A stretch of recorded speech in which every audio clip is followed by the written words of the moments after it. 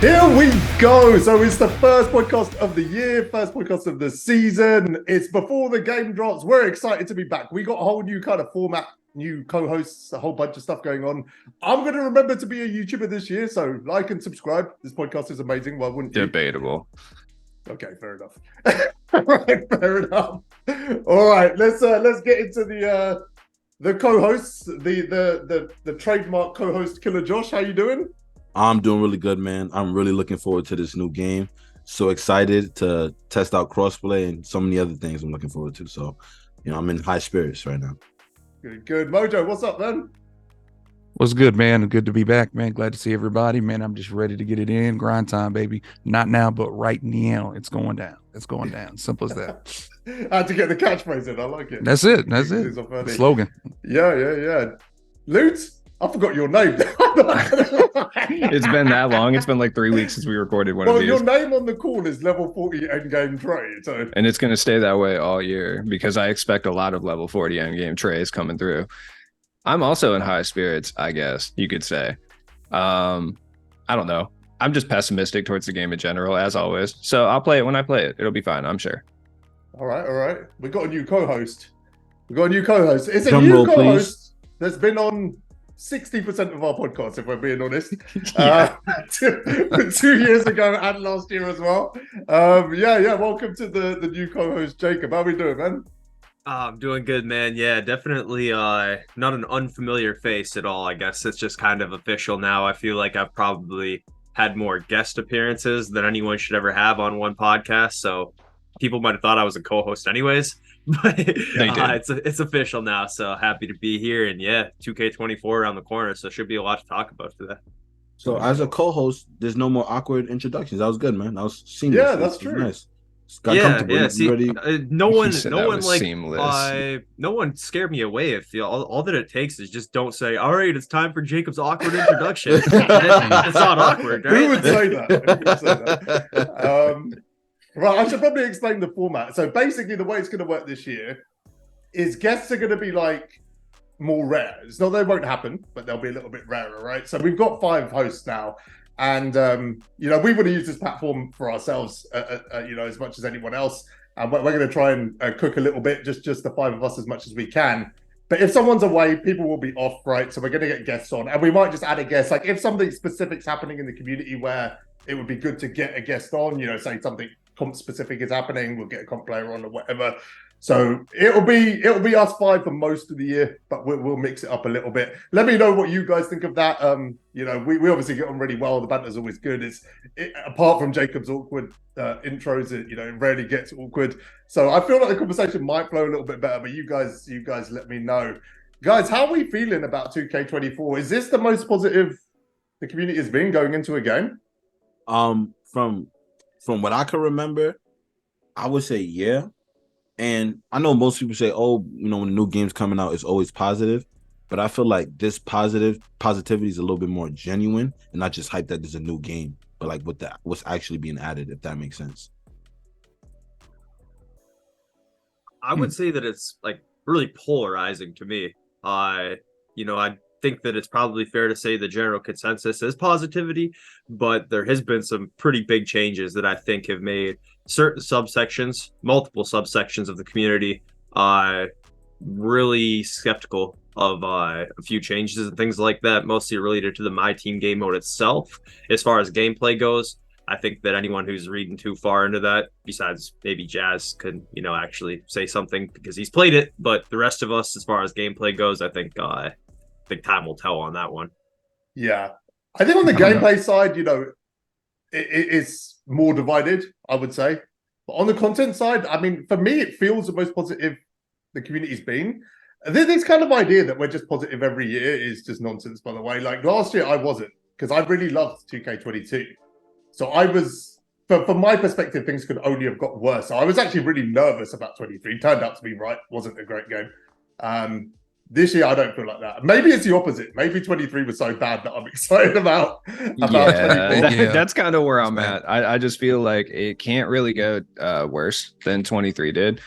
I mean, there's just, I think back to 2K23, like it's like been a long time since it's been the main 2K. It hasn't even stopped yet. But I think back on the entire year, and I'm just like, man, how many positives did we actually have this year? Not very many. And I feel like everyone was really positive for the first like 2 weeks it came out, because it was just like the trophy case and people were excited. I wasn't, because I think it was dumb, which is why it's not in the game again.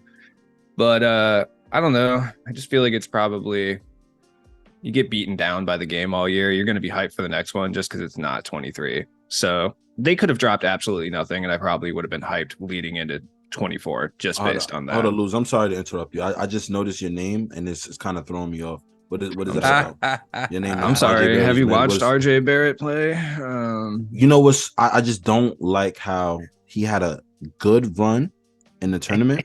He has 2 bad games, and everyone wants to get on his case. I'm not gonna go down that rabbit hole right now.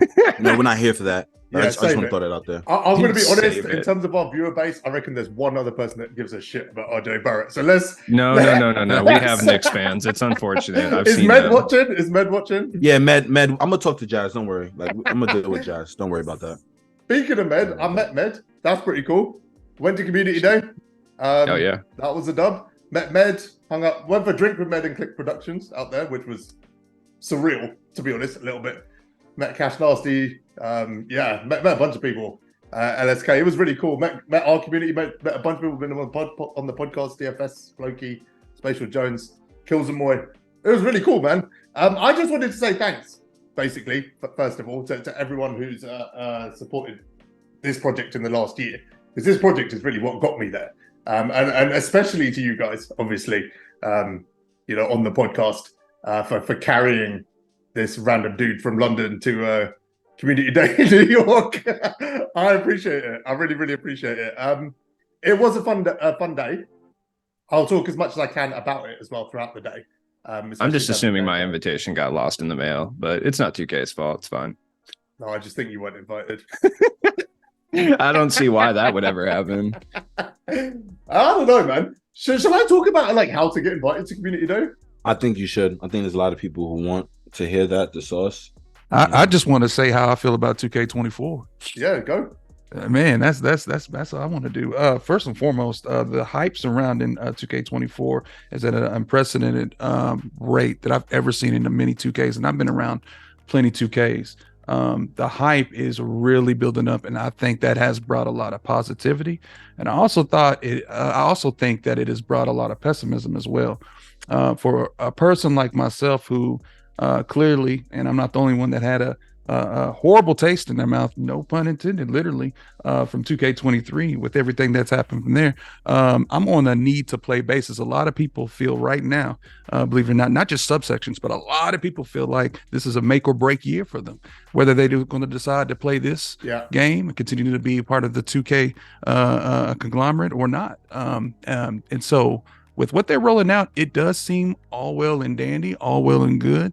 But until I'm speaking just for me, until I play the game, I would have to make that proper assessment. It just really feels good though to see a big portion of the community coming together and try to to rally and be positive. I think that is a dub. You know what I'm saying? And in spite of how you may or may not feel, whether it's in a positive or negative aspect, my thing is that whenever you come to a game that you pay good money for, you don't want to come into a game where you have a closed and an open mind. You have to come into it with an open mind. And so as I go into 2K24, that's one thing I'm going to practice, no matter how I feel, no matter if I am pessimistic, no matter if I'm positive, then I'm going to come in there open mind and I'm going to go out there and just do me. That's it. So if I can give an encouraging word to anybody here on this panel or they're out there listening, if you're going to pay 150, 99 or whatever you decide to pay on this game,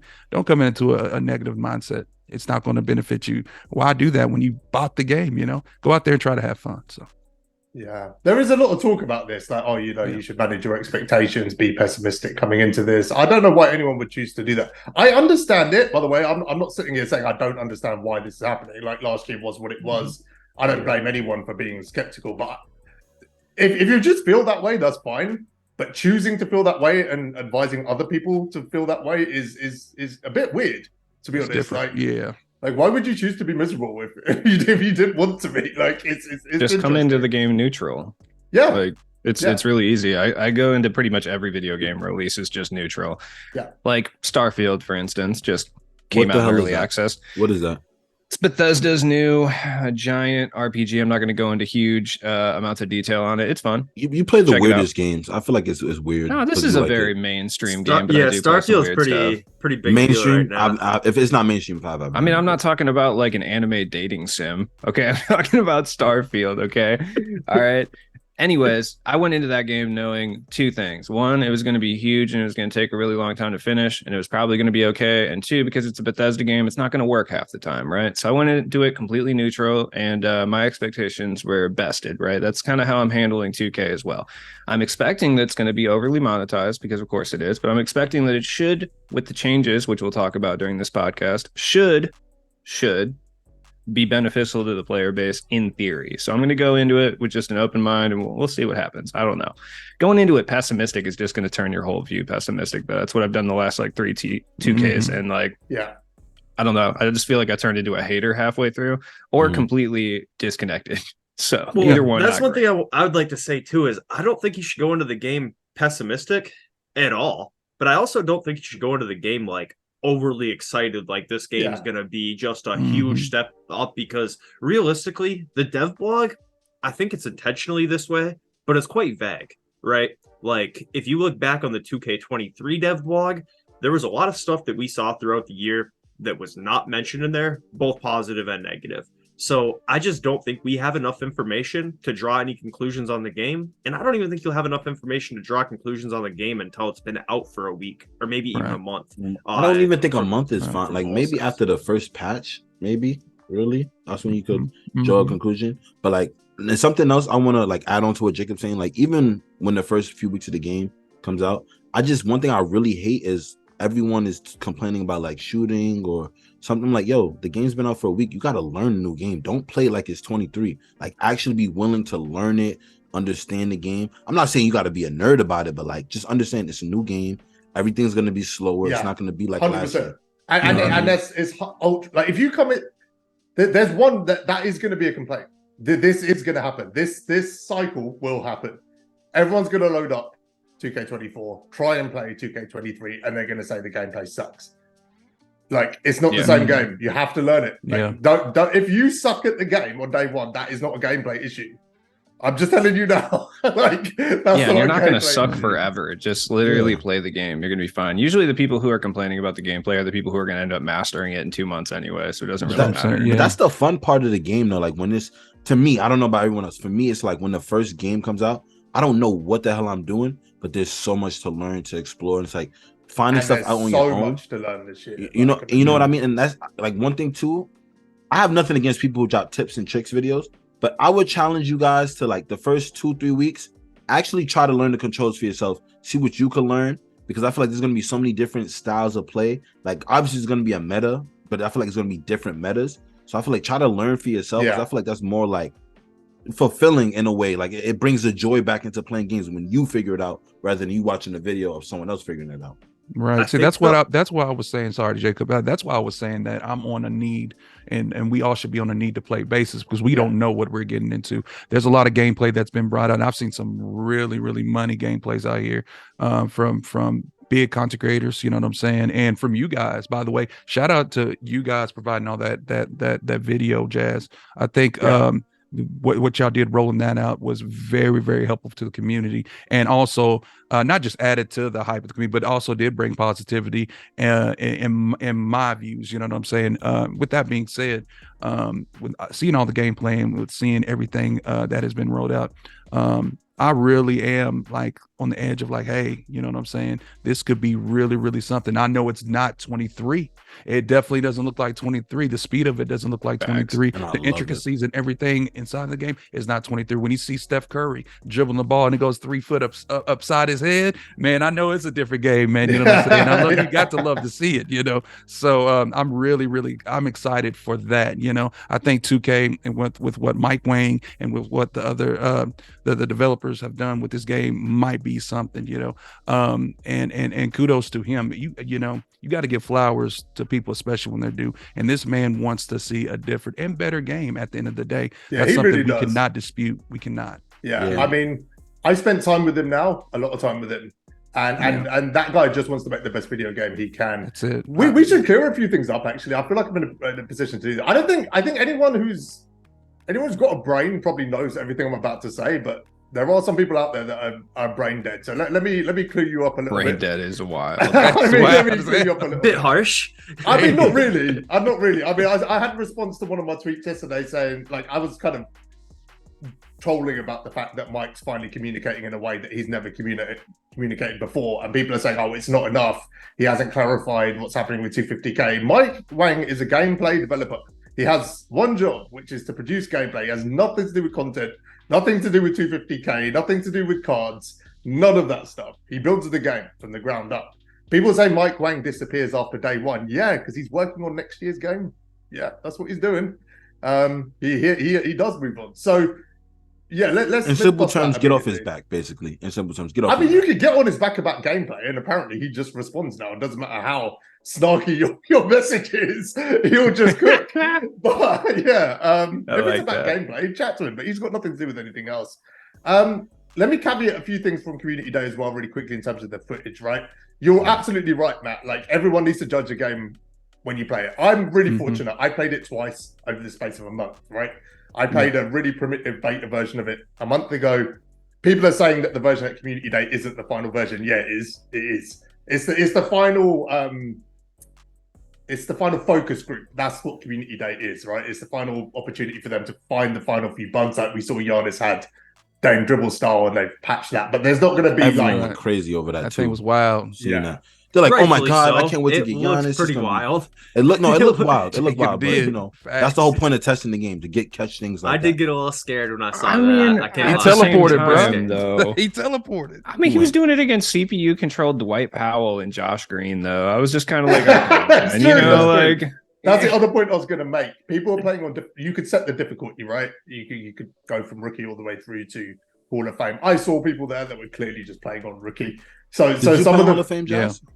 Did you test Hall of Fame? Did you test Hall of Fame? Yeah. I did at both events. Yeah. And how did it feel for you? Like, did you incredibly tough? Like, incredibly until I learn the game. You know, I've got no interest on. If they drop domination on Hall of Fame, no, it was on Hall of Fame at 2K21. Yeah. It's not going to be a fun process. I'm just saying. But yeah, like I said, take all the clips with a pinch of salt. What you guys are saying is absolutely right. People got to play the game early, but they played the game on their terms. You need to see what it's like playing the game on your terms. And there is, a few little bugs and stuff around. But I think the one thing I want to make clear is that is the final version of the game. Like, people are out there in spaces right now saying, "Oh, I played a build that was knocked together" or whatever. No.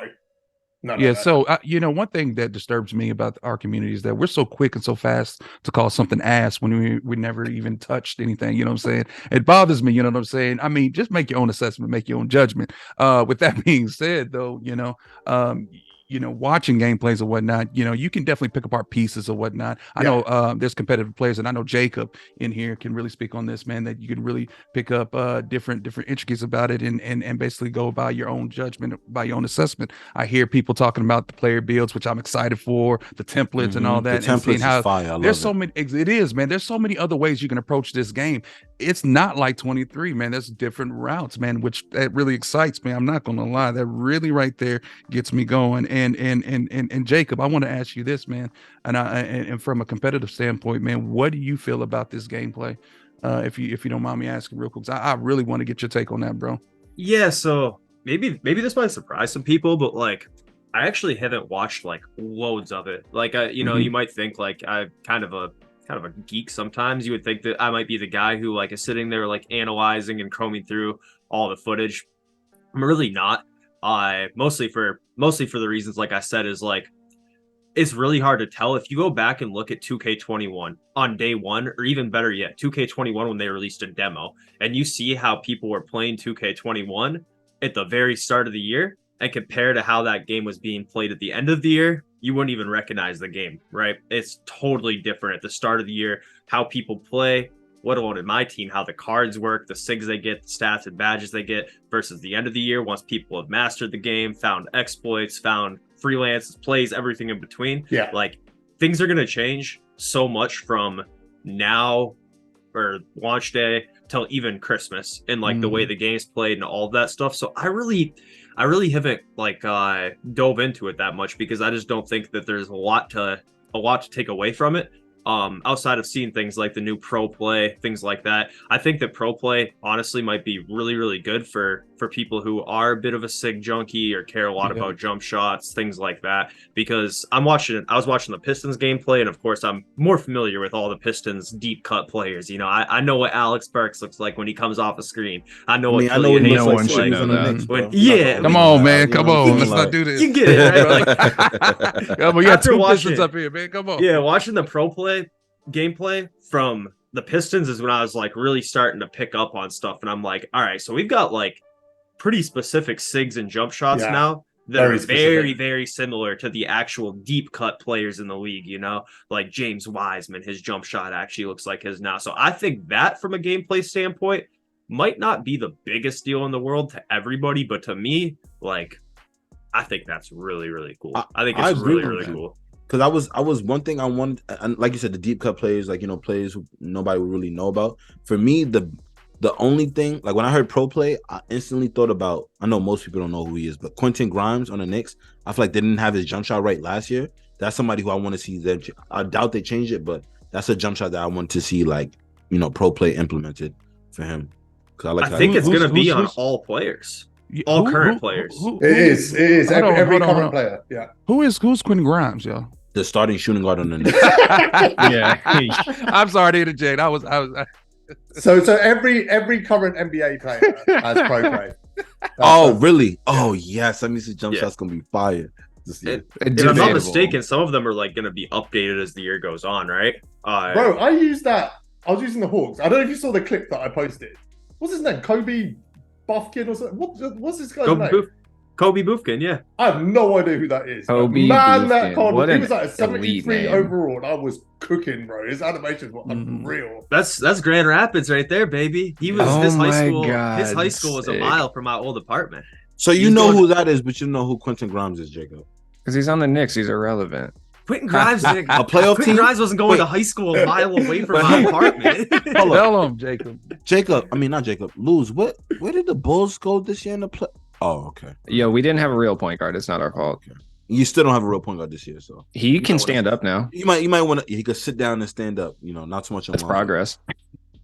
Can I tell you guys about like a really unfortunate mistake from Community Day? Now looking at it retrospectively, or really fortunate that I didn't go. Yeah. Well, the Giannis clip, right? There's something interesting about that no one's really clocked on, because Mike obviously said, he's got the wrong dribble style, right? So ignore it. Well, actually, we shouldn't ignore it, because in February we're going to get Giannis with that dribble style, like for sure, or an elite dribble style. So actually, we got a kind of glimpse into what cards are going to look like down the line.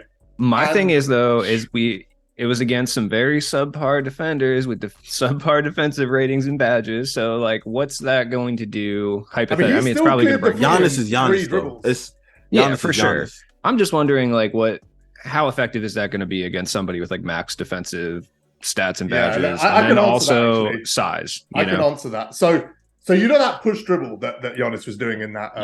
Yeah. So you basically just tap the right stick, the right trigger. By the way, that's how you do it. It's really easy. One of the easiest animations in the game. So you just you come to a stop, tap, like as you let go of turbo, tap the right trigger, and they'll keep going, right? So they need to be moving. Is it kind of like, because that what it makes me think of, like they have that, like when you do that this year, you kind of do like a hesitation dribble, like a stutter step.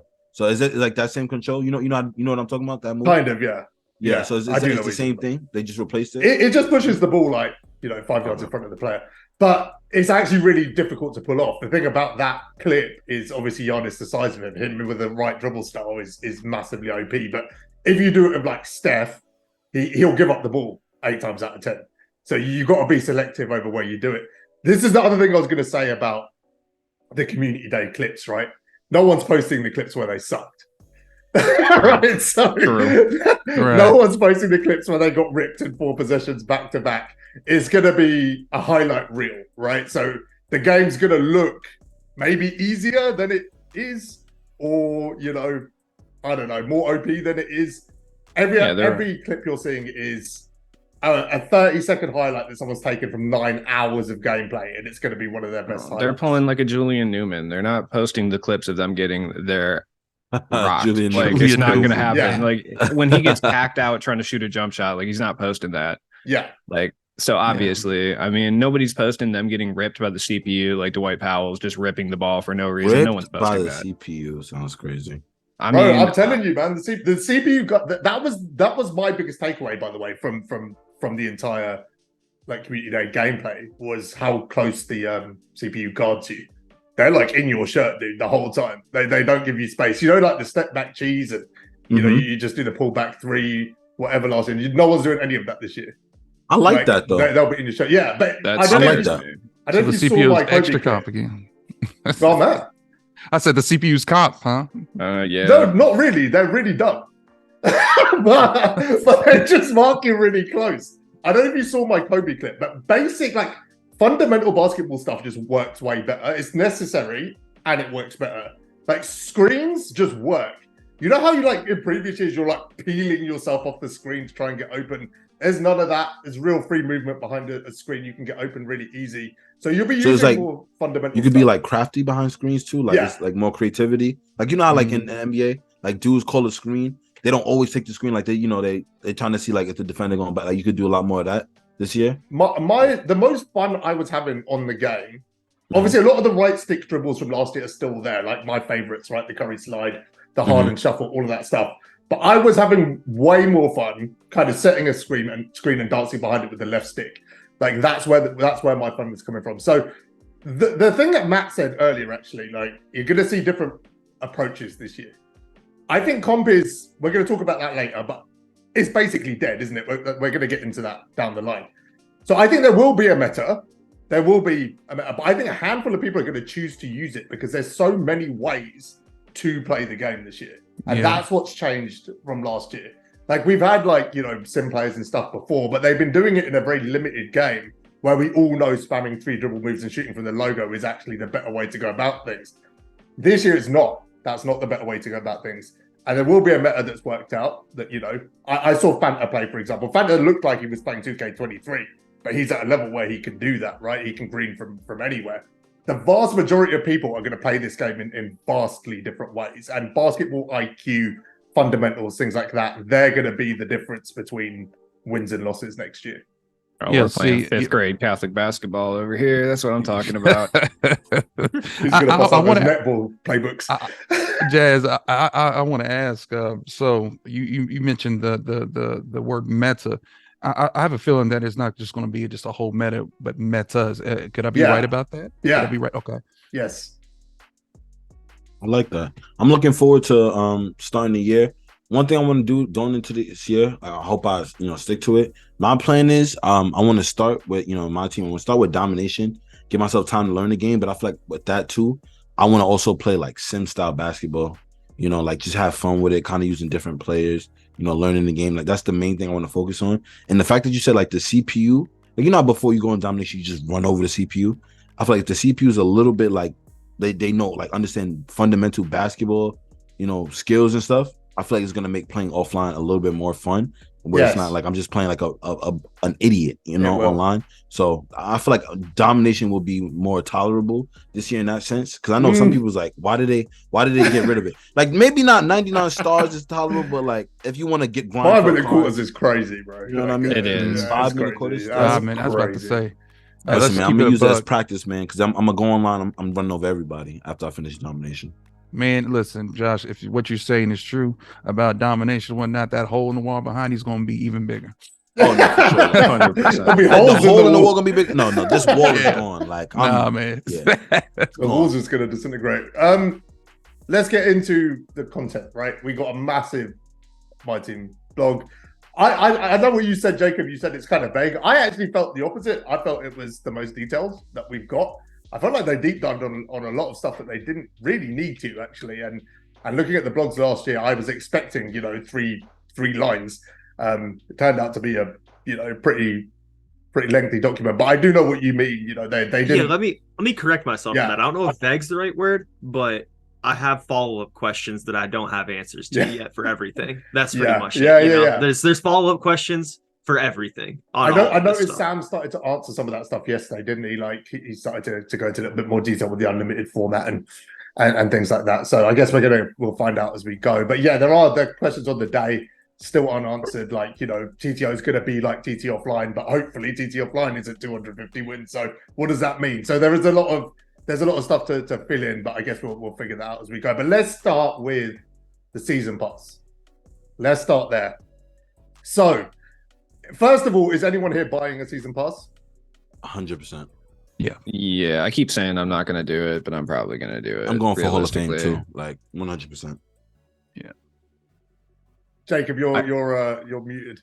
Oh, sorry about that. My dog was kind of like barking. So he was just talking away. Nothing was coming out. Yeah, I was just saying I'm probably gonna buy either the Pro or Hop. I'm not sure. I feel like after looking pretty hard into it, like the Pro Pass is probably the better value. But I'm not sure until I really can see everything. If you're watching this, obviously let us know what your plan is as well. I still haven't even bought the game yet. Yeah, me neither. Yeah, I'm not going to need to. W's. Anyway. W's. Yeah, nice flex, Jazz. Good flex. Good flex. Thanks for flexing, Jazz. Thanks for flexing, man. We appreciate it. I should get some free copies to give away as well, by the way. We'll do them over the next couple of weeks. Hey, hold on real quick, though. Forget about it. You know, as much as I would like a free copy of NBA 2K24, man, I want that copy behind you because there's nothing like AllThatJaz on it. Yeah, look at that, man. I don't want to pick up the game and have to look at Jazz's face every time. But that's gonna be I want that copy.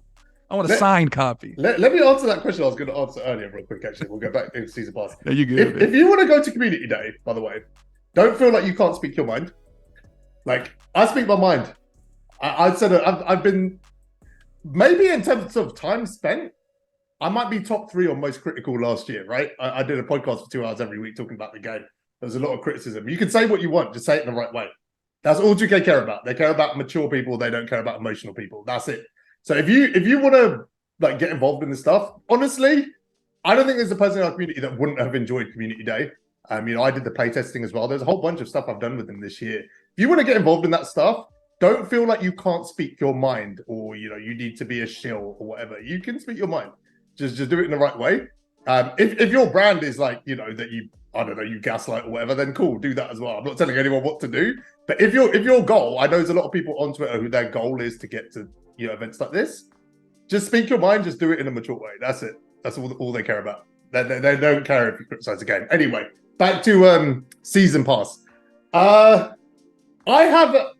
don't like it. I'm going to be honest. From the get-go, I don't like the idea of a season pass, okay? So that's where I'm going to start. But I'm more concerned. I was less concerned, and then I was more concerned, and then I was less concerned. That's how it went, okay?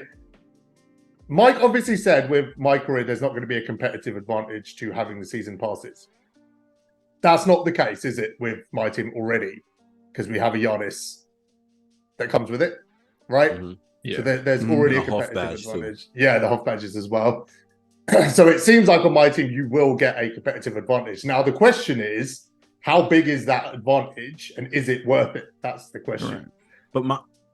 But sorry, real quick, Jack. I just want to say, like, with the whole competitive advantage for my team, though. But to me, I feel like it doesn't really matter because what is there to compete for in my team? That's a really good point.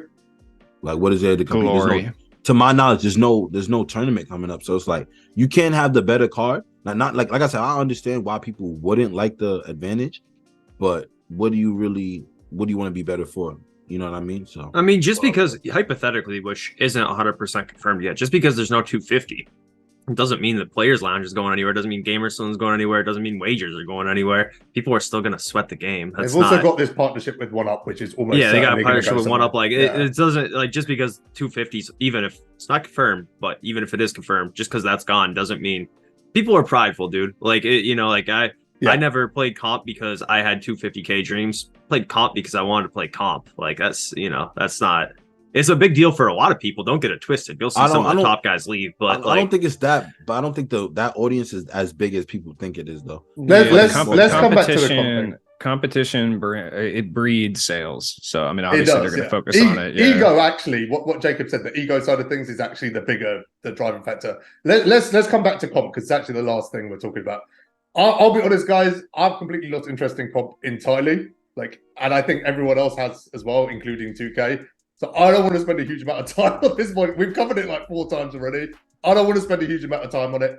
I think comp is dead. I think it's just dead. I think the best players in our community, a lot of them are going to go to the park next year. I think a lot of the one-up stuff will be on park. I think a lot of the logo stuff, tournaments. I think my team comp is dead, and I think it's been systematically destructed over the last 18 months. That's what I don't think dead's fair. I don't think dead's fair. It'll never die. It's never hurting. Die.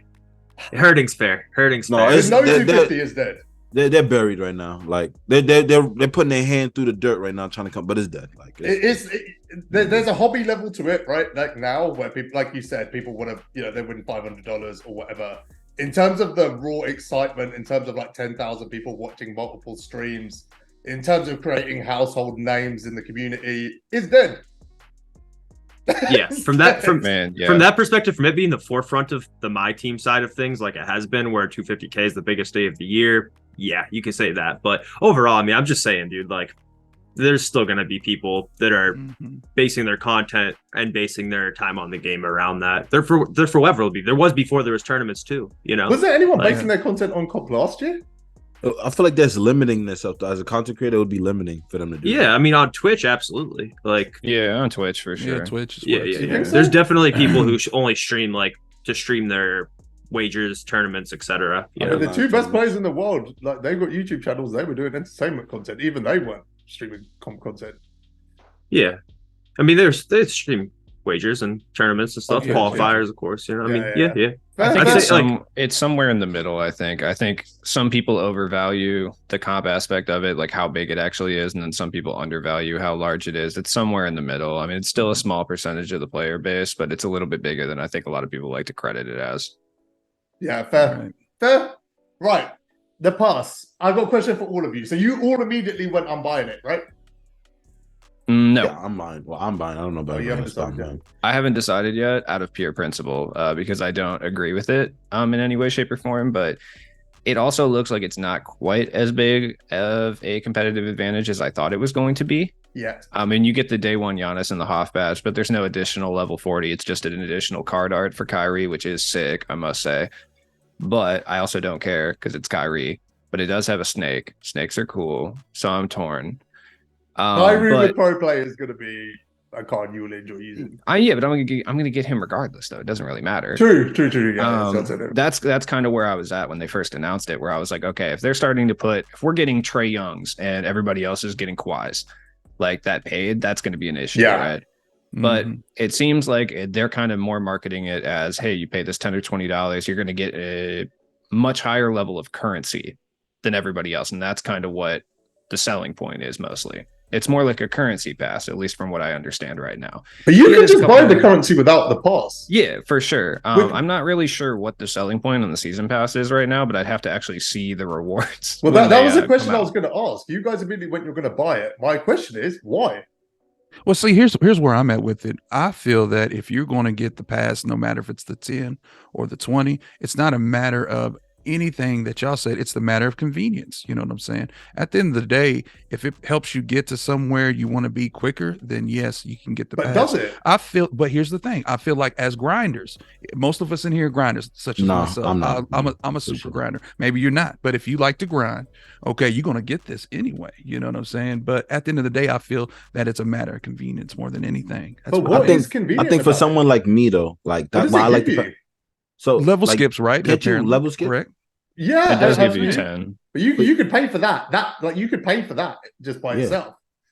Oh, you could pay for that by itself? Yeah, you could pay for $2. For someone like me, I'm spending that money. $2, yeah.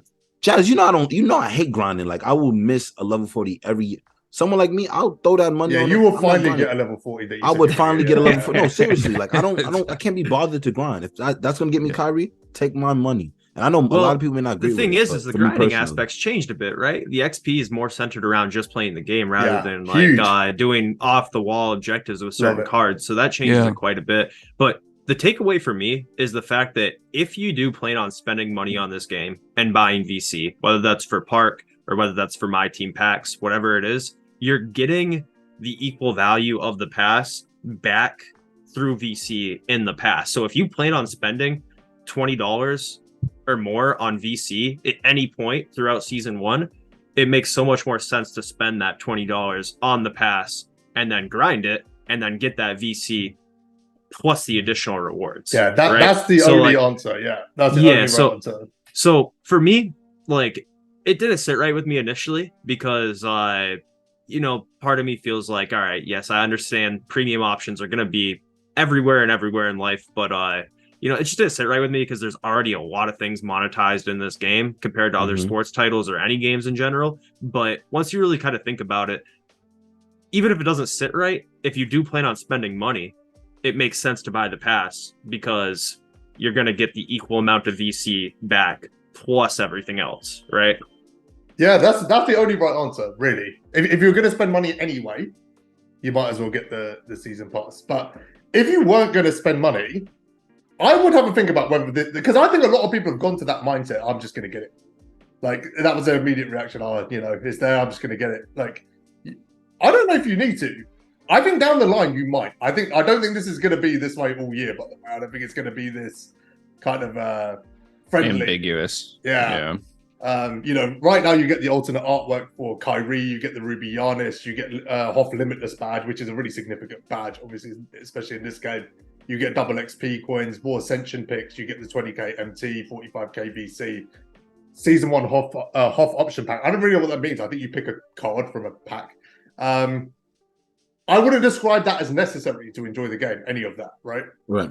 But where does it go? That's the question that we're not going to be able to answer today. Yeah, where do we see that go into season 4 and 5? Like, another thing though, with the pass is like, why people would get it too is like instant gratification. Like, some people, like, we like the grind, but then also like to just have access to the card and be the first to have it, and just instead of like not to say like the grind is going to be hard. I know you just play the game, but I'm someone like, if I know I can get the card right then and there and I'm able to, I'm just gonna, like, right away, I'm just gonna get it. Like, you know, I'm gonna buy the levels, whatever I need to do. So those are two different things, right? Like, yeah, the buying the levels is different to, you do, I think, you get 16 levels or something, right? In the season pass? I believe. Yeah, but it's split up. It's 2 per season. 16 it's 2 per season throughout the year. Yeah. So it's 2 additional levels, seasons, or no, I'm sorry, that's the pre-order bonus.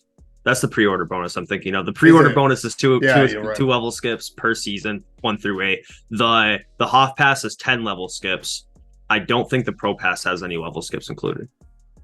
I'll have to check. Yeah, I think I'm looking at it. Yeah. But if you're a collector and if you're out there trying to get, like, be the first to get B-roll, which is going to be an incredible card, you definitely might want to do this because, and that's why I was saying convenience, you know, because you get to where your destination quicker. I will also add that the money grab aspect is kind of off-putting because there's the little Himmies and Timmies and Jimmies, and then there's adults that may not want to pay the 20 or the 10 each month. But if you feel like it is conducive for you, if you want to, you know, spend it to get where you want to go, then do it. It's optional. That's the thing about it. It's optional. So regardless, we do forget that with almost everything in this game, don't we? When we respond to it, that everything's a choice at the end of the day. I have a question on that maybe Jazz knows, or maybe someone else read something I didn't. But be curious to know if the Battle Pass or Season Pass, Pro Pass, whatever, is purchasable with VC, because I know in a lot of other games like Fortnite, for example, when I was back in that, right? Yeah. So if you bought the Battle Pass for $10 in Fortnite, you would earn enough V-Bucks throughout the Battle Pass's lifespan that the next season, once the new Battle Pass came out, hypothetically, you could pay for the next season's Battle Pass with the V-Bucks you accumulated from the previous season's Battle Pass. I'm doing that right now in Formula 1. Like, it's the same system in that game. There's two parts. There's two other parts of the answer to this question. The first one is absolutely that's how it should be. Like, under no circumstances should we be releasing a battle pass that isn't earnable and repeatable.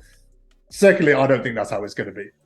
Just the language they've used, right? They use 1999, not rather than 100k VC or whatever. That's what made me feel that way too. That's a real miss from them. So now I have one more question. Now, like, if they do that this year, right? They don't have it where it's you can earn the battle pass as you play. Do you think next year they keep the battle pass and then have it like that? Like, do you see like progression coming? The reason I feel like the fact that they even added this Like I know, like generally speaking, if it's just a battle pass, you have to keep paying for a month, like every season. Like that's not okay. Like I agree with everyone when they say that. But for me, like I also look at it as like, well, it gives me hope that now if they do this next year, it's gonna progress. Because I feel like this year, a lot of the things that's been happening, it was like it's just showing that they're listening to community, the feedback, and like they're progressing. So I feel like we could end up, going down that path. Maybe I'm just being too optimistic, but that's how I'm looking at it. That makes sense. I don't understand what you're saying. What? No, I'm saying like, okay, so you see how the battle pass, so you have to pay for it with money. Yeah. I'm saying, do you see them progressing in the like next year? Let's say 2K25, they have it where you can earn VC and MT. I don't think cover so. I think if they were going to do that, they would have done it this year. Yeah, I would guess that it's more of a. I think a lot of the changes that they've made, at least from like a monetization standpoint, this year, a lot of people on Twitter specifically will look at them in like a weird conspiratorial way, where there's some like evil conglomerate, which, whatever, say what you will.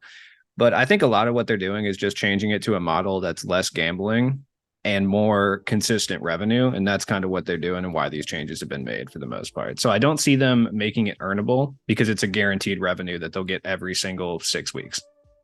Yeah. All right. Should we move on to that then? The biggest news. Surely this is the biggest news. Tell me if you disagree. No more auction house. It's done. I'm not mad at it. I am. I'm not mad at it. I don't know. I'm in the middle. I'll be straight up.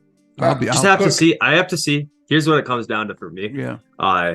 And this is just full transparency. I don't care. I don't really care, right? So I bought MT in the past. Is it going to be cheaper to buy MT from NBA 2K, or will it be cheaper to buy MT from my old plug? Yeah, it's like I think it's going to be cheaper. Since we're on like, you think it's going to be cheaper? Hell no. I think it's going to be cheaper. No. I think it's going to be cheaper. No way. It's all it comes down. Like to. I think MT is going to be cheaper than VC. We almost have a precedent set from this year, from the end of the year when they were selling cards for 200K or 175K VC. I know a lot of people like to say $50 for Invincible Wemby, $50 for Endgame KD. It was actually closer to like 40. So if we're keeping it real, $40 for a card like that compared to what it cost to get one of the top premium cards if you were buying MT back in the day, it's pretty close in price. Here's the difference. You were able to sell that card back on the auction house at a later date and get some of your return back from the previous way of going about things back in the MT buying days. Now they were unauctionable.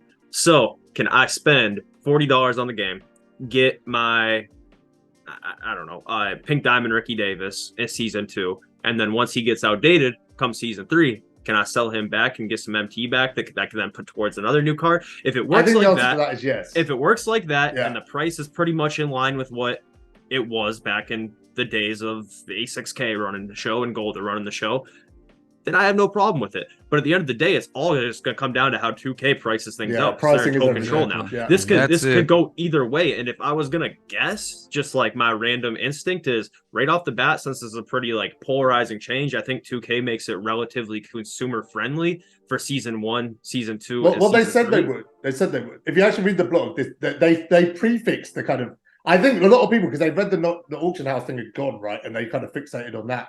If you look at the bit just before that, they kind of prefix this by saying card prices were out of control last year. Like that's their prefix in this, that we will resolve this. They know why. It was MT sites, right? Fixing prices, selling MT for the privilege of paying those prices. The entire market was controlled by third parties, right? So they got rid of that now. I don't see any reason for them not to make those cards more accessible. Like they know last year, part of the reason it was so bad is because of their kind of the way they were combating MT sites, right? Like it was a huge culture kind of set up for the whole year was that issue. It's dealt with now. Like now they have to show us the kind of response to that. Okay, the money that was being funneled there is now coming in. What are we doing now? Are we making this more consumer friendly? For them not to do that would be just an unbelievably bad look, like an unforgivable level of bad look. I think that's what it would reach. But they have said in the blog itself that things will be just way more accessible. That was the whole point of this, is more people have access to these. They said that with MT too, right? It would be easier to earn MT as well. Like, didn't they say that? Yeah, well, if you look at it this way, right? Like, let's say let's say T-Mac, Radiant T-Mac is 500k, right? That would be a decent price compared to last year. But rubies are selling for 25k. A holo sells for 100k. Like, if that's where it is, then we are talking about cards being hyper accessible. I'd say the conclusion is there's no verdict. There's no verdict yet. We have to see how they price this stuff out, because we can only guess at this stage, right? We can go off of a screenshot of a Ruby Patrick Ewing and try and draw conclusions, but there's going to be a lot to unpack the second you hit that get MT button and the second you hit player market and then look at the deal of the day. There's going to be a lot to unpack in that first 30 seconds in the menu, because I'm pretty sure that's probably the first thing everyone's going to click into, right? And then what's going to determine the price that they like? What's going to determine like how often the car is being pulled? It'll be gem tier and also it's going to be fixed, like depending. Okay, so depending on when it comes out and like the gem tier is going to determine. So they said after 3 weeks prices will start going down. Got you. I wonder. So hypothetically, let me just pull up an example here. So let's say Phenom packs that came out, right? So that was headlined by Shaq and Lonzo.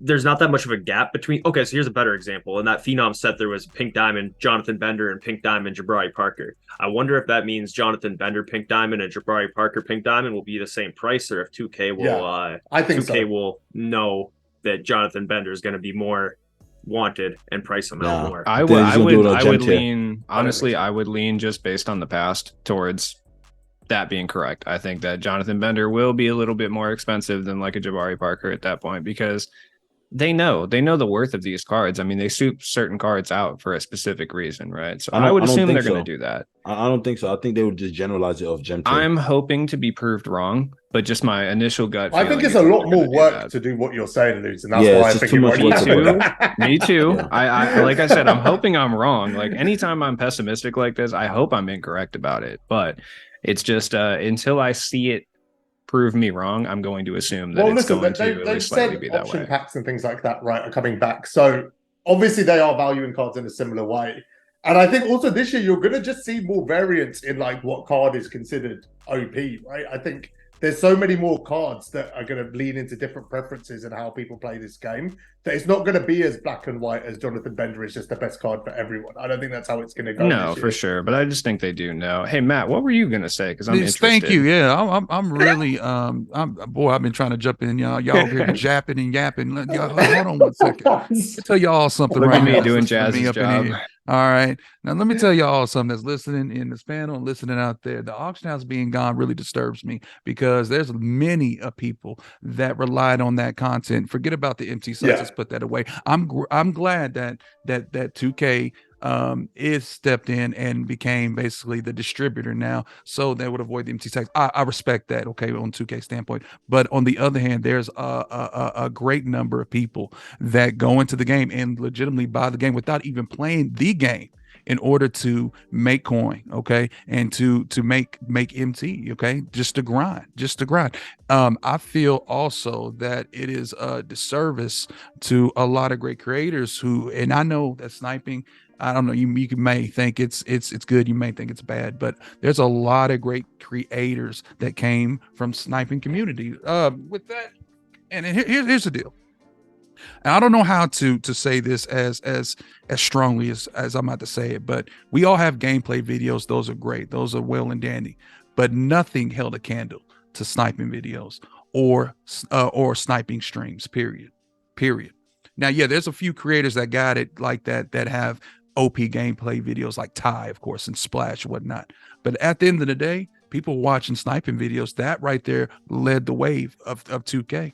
You know, sniping is a cornerstone of 2K, and for it to be gone, I feel like it's really messed up. And I feel for those guys out there, and I can mention many names, which I don't have to. I love SP2K.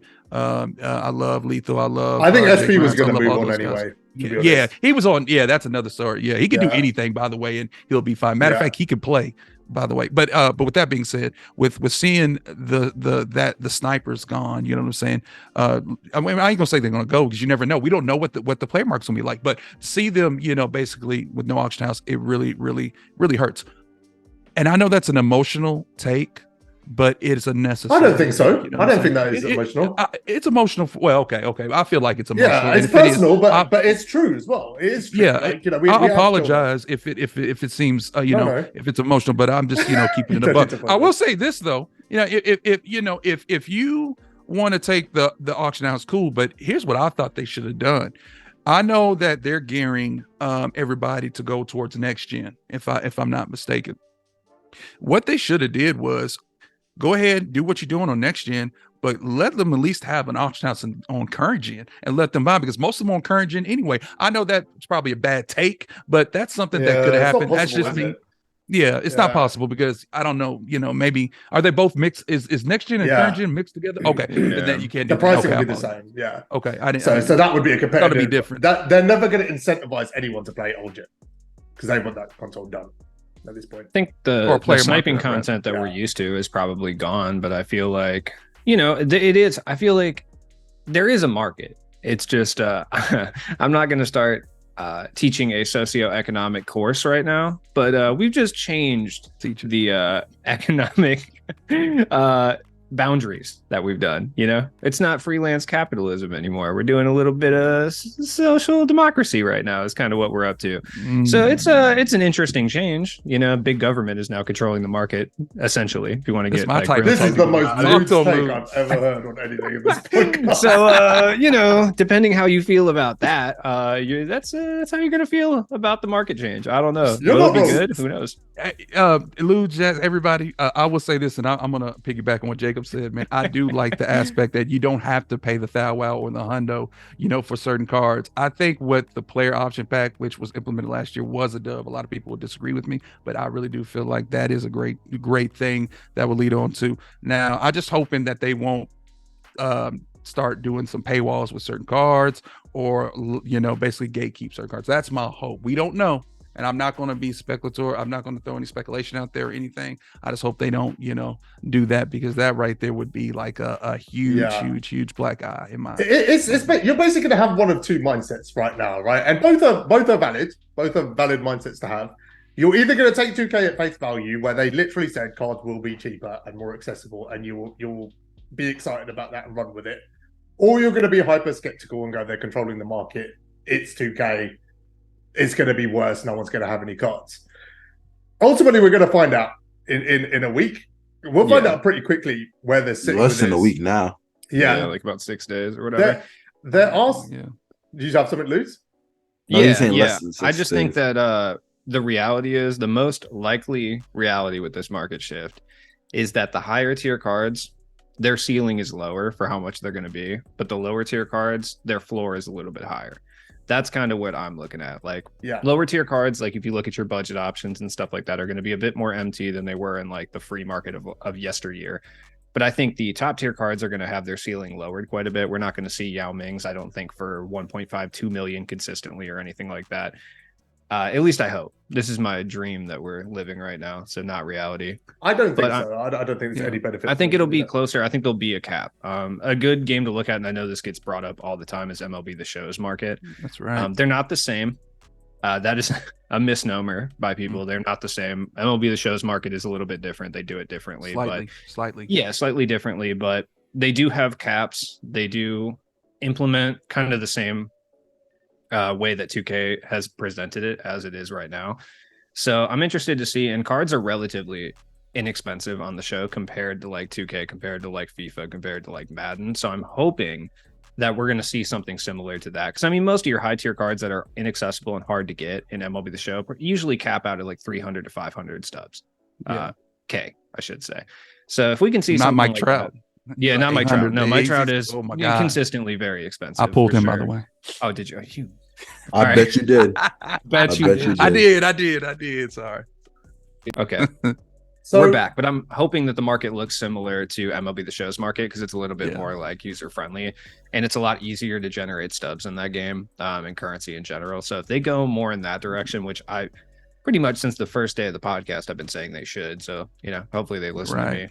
Yeah, so there's one thing that kind of stands out, right? This is kind of my final take on all of this. There's one thing that stands out. It kind of summarizes actually parts of what all of you have been saying. Is there's no scenario where the cards go up in price. That's what the blog says. It says after 3 weeks they're going to continue to, they're going to be adjusted. Don't think it would be possible anyway, really. Mhm. Yeah, so here's the kind of takeaways from that, right? By the time we decide, because we decide what cards are meta, not 2K, not the people making the card, we decide what we like. By the time that decision has been made, it's too late to then lift the price on the cards, right? We're not going to get early access to this stuff, right? 2K TV is going to be gone. We're going to talk about that. So we're not going to be able to decide really before we use the cards what the value of those cards are to us, right? So I think it's going to be harder for 2K to then manipulate that market based on our preferences, first of all. But secondly, this is kind of, following on from what Matt said.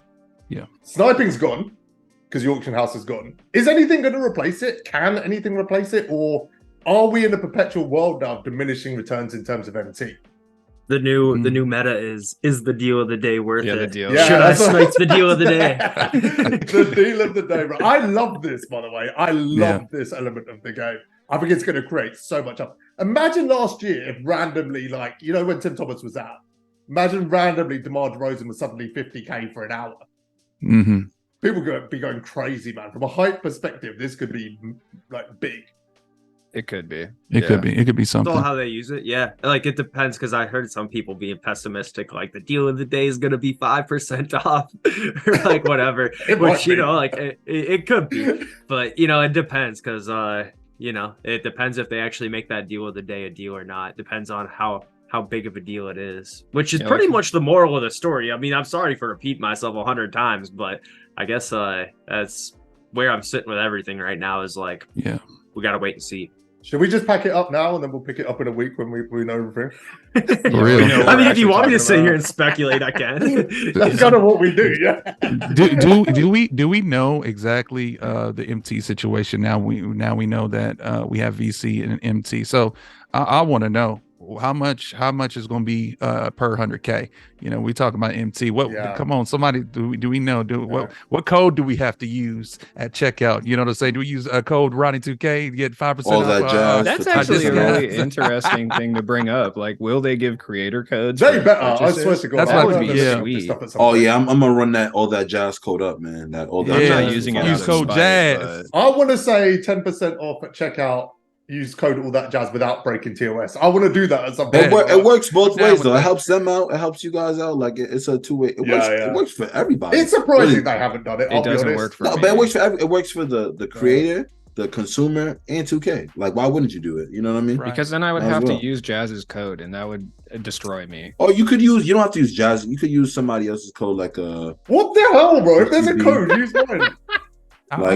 you know what? Out of I'm principle. not gonna use Jazz's code. I'm Yeah, gonna use see, Med's look. code. I'm Yeah, gonna use we're out Med's here. code. Yeah, I'm Knicks leading a fans wave stand to together. not use Jazz's code right now. Yeah, Whose code Yeah, you like- using? Med. I don't know. Use Med. I don't know yet. I haven't figured Use it Med. out. Chat. If Jazz We'll uses have the a new code, don't class use it. next week. Just so Nobody you know. use Jazz's code. That's terrible. Yeah, matter of fact, definitely don't use Jazz's code. Josh after just that, got yeah. packed up. Yeah, Josh just got packed up, right? He gets One more packed up thing once per on week. the auction house stuff. So they did say that unsellable / unauctionable cards, reward cards, etc., are going to sell for similar values to last year. And when I read that on the blog, so I did a video on this. I did a video, mad.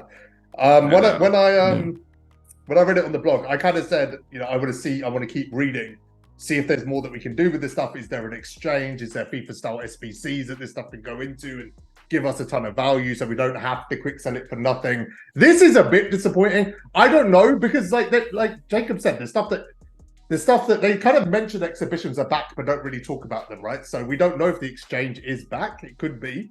We don't know. But I really hope it is. I really hope the exchange is back and has value. The exchange is back. It's if you look in the dev blog, it doesn't say anything about the dev blog, or it doesn't say anything about the exchange in the dev blog, but they do show a picture of the menu where it says like player market, the exchange, Is it card there? grading, my Brilliant. collection. It's there. Yeah, it's right under the player market under collect. Yeah. Okay, so if they introduce FIFA style SBCs, because honestly, guys, for 4 weeks I've done nothing but sit on FIFA and complete SBCs. These are basic things. Yeah. I should explain. We've spoken about these quite a few times on the podcast. I've never explained. I'm what it interested. is. Yes. Yeah. So what it is like you have to build teams. So like say a 13-man squad in Unlimited, right? You build a 13-man squad and you submit that squad and get a better card, right? Right. But it has to meet certain criteria. So they're like limited requirements. So you've got to put like 3 golds or whatever. So with FIFA, it's like you have to hit a certain overall. So you submit a 93 overall squad. So that would be a squad of whatever, diamonds and pink diamonds. You submit that squad and then you get like a 99 out of it, right? So that's the way people use duplicates in FIFA. They put them into this kind of secondary thing and then it builds. But it can be really difficult. In some instances, you need to submit 20 squads. I think there's one where it's 33 squads. So think about how many players that is, it's a lot. So they can be very expensive. They always show like the MT conversion value. A lot of them do sit at like 1 million. But with duplicates, it's a no-brainer. If you're going to quick sell a duplicate for 500 MT, then you put it in the SPC and just wait to complete it. You complete them over time. So hopefully that's what it is. Right. Next thing, guys, and I'm really happy about this. This is one of the most positive things about this blog for me. Gimmicks dominated last year's blog, I think. You guys let me know. But this year, they spoke about those same gimmicks and gave them meaning. Both card grading and holos have entirely new meaning. Card grading, you could obviously regrade cards now. The cards are worth more if they got a higher grade. And holos, a 4x increase on the price, the sale price of a holo. What's your guys' thoughts on this? It's about time. Dub. Yeah. It's about time. Shout out to Spontaneous J. I just want to say that, man. Nobody was caring about holos for real until he put that scene on. You know what I'm saying? So kudos to Jay, man. But to bring value to a card such as a holo foil, man, is amazing. 4 times. I'm looking at this Ewing, right? The original Ewing is what 28,000. Yeah. 28K, and then you multiply that, man, times 4, whatever. I see it right here. It says sell for 112K, man. That's just a huge dub. My question is this: after a couple weeks, after 3 weeks, does that number diminish or no? I was kind of confused on that point. I think so. Yeah, it's just 4 times whatever the base card is selling for. Okay. At least that's how I read into it. I can't wait to pull a bunch of holographic Gary Grants and just slang them all day. Because I pulled that dude holo like 100 times this year. What is holo collecting dead? No. I think it's gonna have to be. It should be. Yeah, it's right. It's gonna have to be Jacob, right?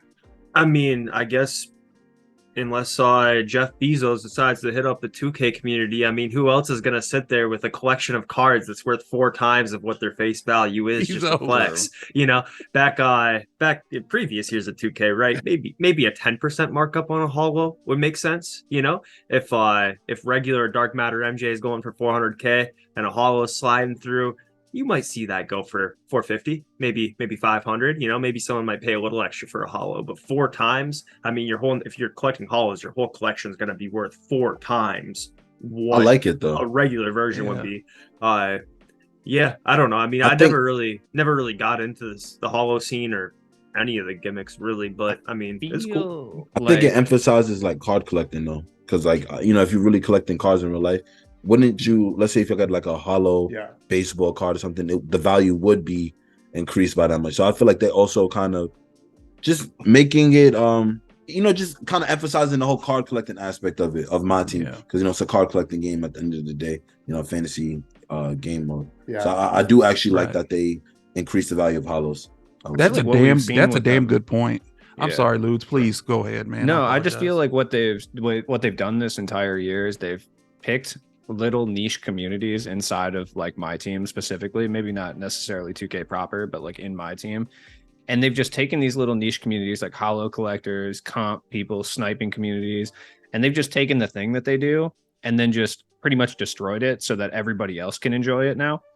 And that's kind of like what they've done with it. Explain that. Okay.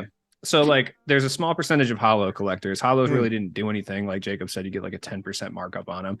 And they've taken those guys who love to collect holos and they're just like, let's get rid of them real quick. And we'll just make holos worth 4 times so that anybody who gets a holo that's not a holo collector can benefit from this, right? The other 99% of people who play this game. Same goes for like the comp mindset where they're like, okay, we have this like 0.5% of the player base that's aggressively competitive.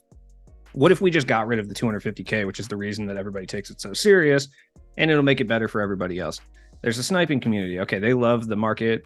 The MT selling community would be there too. Let's just get rid of those two completely and make the market more friendly. Why does this make? I hate the fact this makes sense. Yeah, I bet you do. I bet you do hate that it makes sense. But I feel like that's what they've been doing with my team. We need to figure out who's down the worst: the comp community, the sniping community, or the haul collecting community. Man, who's really got it? Who's really got eye?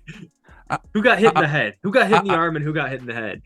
I think what they're doing with the cards, they're bringing more value to the attention to detail to cards. You know, a lot of people, when they see a holo in previous years, would just, you know, quick sell it or just discard it or whatnot. Now it has significant value. So you got to know what you have. You know what I'm saying? You got to know what you got to know. As a connoisseur of cards, as the pack champ, as they say. The Wemby auto puller. Congrats on that, by the way. I don't want to say nothing. But when you get refractors like this right here, it brings value. So whenever you pull this card in 24, put it away. When you pull this card in 24, man, first and foremost, this card's gonna be elite. I saw the gameplay of Wemby, unreal. But anyways, when you pull this card in 24, okay, you're gonna be like, oh my god, I wanna hold on to this card. I want to keep it, not just because it's Wemby, but because of the card art, the intricacies. Maybe, I don't know. You never know. Maybe 24, they may have signatures on there. You know what I'm saying? I'm just flexing right now, guys. Wemby out here making chestnuts in that gameplay footage. Y'all seen that dunk? I seen that dunk under the rim. Wemby out here making chestnuts. He went balls in the face right there, like. But I do mean this though with cards though. They are bringing a new light to cards, and they're showing that, hey, you know what I'm saying, there is value to these cards when in years past there was no value. Okay. With the 4x holo, I don't think holo collecting is dead. I just feel like the value of holos now has dramatically. But how are they going to collect the holos? Well, you're not. I mean, it's for the 4x, so you can collect cards. You know what I'm saying? No, I see what Josh is saying. You can't go on the auction house and sit there and buy you just gotta pull one. No, you can't. You can't. It's true. So that's what makes it more rare too. You can't hunt them. You just have to can't. That's it's I kind of like that. I'm just thinking of the quick sale value. That's all. I kind of like that. That's it. But how do you get the holos? Because I like that. You can't force your hand and go on the auction house and find strictly holos. You just have to pray that one comes out of the pack. And considering that they're going to quick sell for 4 times as much, I would assume they're probably even more rare than they were in previous years. The only way I can see, because they're not. I don't think they're going to come out of guaranteed packs, right? They never have, or option packs or any of that stuff. They're going to come out of packs. I think the only way you're going to do this is by opening these 5 prime boxes or whatever, and hope you pull a holo. This is impossible. There's no way. You would literally have to sink not your doable or even understandable 10 or 20 grand that some of the biggest benders do. You'd have to literally spend hundreds of thousands. I'm gonna give Holo Jay some advice right now. Holo Jay, change your name to Flawless Jay now. And go cook on the card graded market. That's actually a really good idea. Yeah. And to the holo collectors, to the sniping community, and probably a better half of the comp community, this might sound cliche and corny, but smile because it happened. Don't cry because it's over. You know. Also, Flawless Jay just sounds better. Hallmark Jacob in the cut. Love that. Smile because it happened. Don't cry because it's over. I am crying.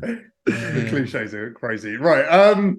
One final thing on the packs, actually, because we kind of touched on everything, right? Guaranteed option packs. There's nothing major here. Obviously, with the market the way it is, this is normal. One additional thing worth talking about is you can now basically just buy lock-ins at a discount, right? You guys seen this? So you can buy the whole set. Yes, the whole set. Like, get a discount. Wait, I totally missed this. What? Are we gonna get tokens still for the lock-ins?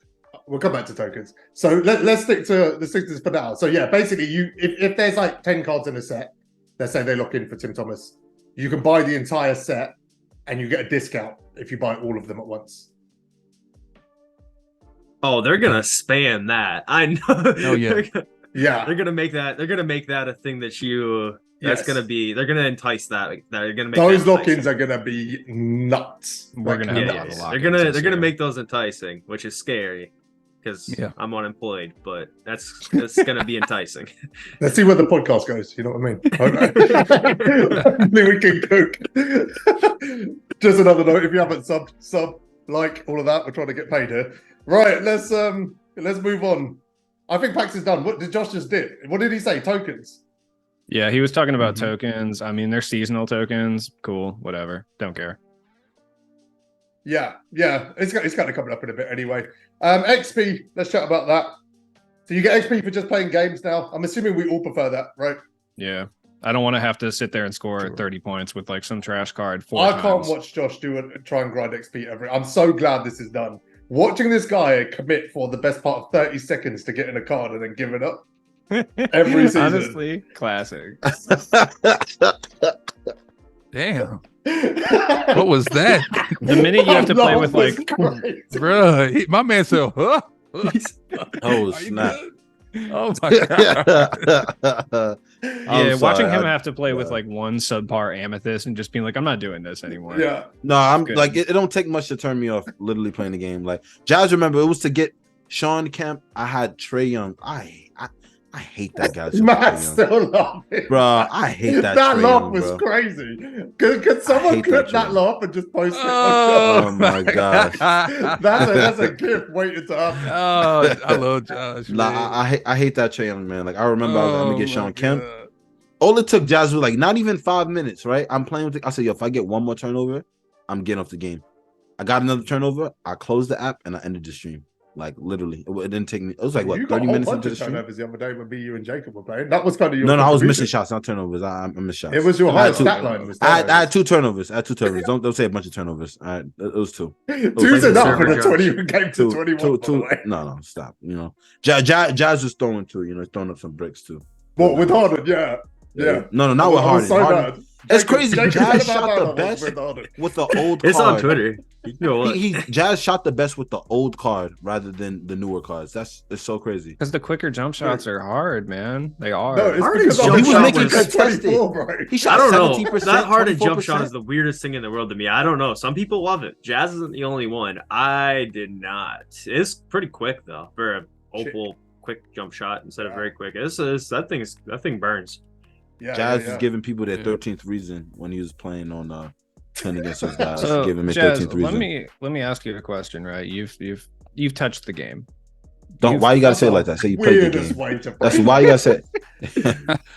Jacob, wait, what did Jazz say he was doing? I was gonna say That's- I've touched it twice, but even that sounds weird. Yeah, no, Yeah, that's who not are you good, playing man. with again, Jazz? Tell us who you're Shit, playing I'm with. playing with I'm the not game. telling you who else. touched it. Did they allow you to play with any of the old classic teams, or did you just play with No. current NBA teams? Okay, I mean, because I just want I to did know them with other moments, right? So I used Kobe and whatnot in there. okay, because I'm just Played with curious what Kobe. pro play with the pro play stuff, like what they're gonna do with older players when it comes to like jump shots and sigs, right? Yeah, so Like, Kobe was like significant. I'm glad you asked this. Actually, Kobe was like significantly more overpowered than the play now cards. He felt like I think closer to what sort of a pink diamond will feel like. So I Yeah. think he's actually. I actually suggest everyone who gets a game load up Mamba Moments, get it done immediately. It's a great way to learn the game, and you get a bunch of stuff in there, coach cards and stuff that you can use. I would highly suggest that's the first thing you do. You can play it on any difficulty as well. So you can basically just learn the game. The challenges aren't hard. But yeah, you got a better insight into I think what pacing is going to look like down the line. It still feels pretty balanced. Like he was significantly better, faster, quicker, just moved better. Like everything, shot was cleaner, easier to green. So I think he's slightly more overpowered than your typical play now. Yeah, because I guess my question is with pro play. I mean, the way I could be wrong about how they framed pro play, but the way they kind of framed pro play, at least in like what they've explained, is I don't know. It seems like an AI based thing where they're just studying game tape and basically importing it straight into the game. My essentially, understanding of it, animations, Lutz, right? from what I've heard, so I didn't read this, so I don't even have a concrete source or anything to tell you, but from somebody who actually seems to know what they're talking about, is the pro play is actually from 2K's own cameras that they have implemented in NBA arenas. So it's That not is like exactly they just right. take like it's not like they're taking like ESPN footage from 1980 or something and have the ability to like pro play and AI out those animations. It's like their own cameras that they have set up in their stadiums that draw the angles, and yes, then they use AI to kind of decipher whatever. But Yeah, my understanding is the animations it's been mocapped live at NBA games. like, Okay, so so it's that's like what they're doing. from Okay. their own cameras that they actually have implemented in stadiums now. So I'm to just answer your curious what question, they're gonna Luke, do like, with older players, Yeah. you know? I'm assuming if there's similarities between like modern day players and older players, they might get the old pro play they might get the new pro play animations Yeah. added to the older players. But I the kind of the older SIGs are still around, right? There's still generic SIGs in the game that will be added to players. But I think we'll see a lot of kind of crossover. I don't know. Can you guys think of anyone who's like an older player who's very similar to a modern day player that might get their pro Michael play Jordan SIGs? and Kobe, realistically. Like a current day player though. Yeah. Kate Cunningham and Magic Johnson. You think they'd be Cunningham, crossover? what do they do similar?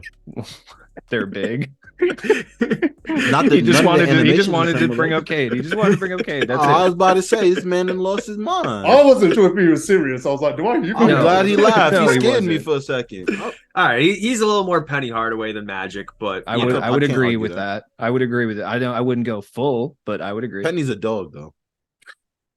We don't And know Cade about, isn't? I mean, Come they on. have the same injury concerns. so- Cade is a pup right now. He's gonna turn into a dog. Cade is a pup right now. He's gonna turn into that. You got breakout that. You year. got that dog in him Breakout now. year. But yeah, I Injury can't really think of tendencies. anyone specifically that's like off the top of my head that would be a good analog. I mean, aside from like Andre Drummond and like centers of the 90s, I guess, like realistically. If you really think hard about it, I mean, it's difficult to actually say because, like, if you say like Klay Thompson and Ray Allen, right? Like, maybe at a really surface level, you could say, oh, okay, yeah, that makes sense. But their shooting mechanics and stuff aren't exactly similar to that degree, you know? So it's like, it's hard. I guess they can pick and choose, right? Like, say they're creating, I don't know, Iverson, right? If they take an animation from Kyrie, from Brunson, from Harden, just picks these all together, it's a great Brunson kind of is wild. Yo, Cheluz. Yo, Brunson's dribble animation. Yeah, are stop. Like, insane in this game. So Listen, yeah, we're that's talking probably Iverson what and we'll Brunson see. in We'll the see same kind of sentence. a mishmash of old, new animations on older players. I guess that's the only way I could see it happening.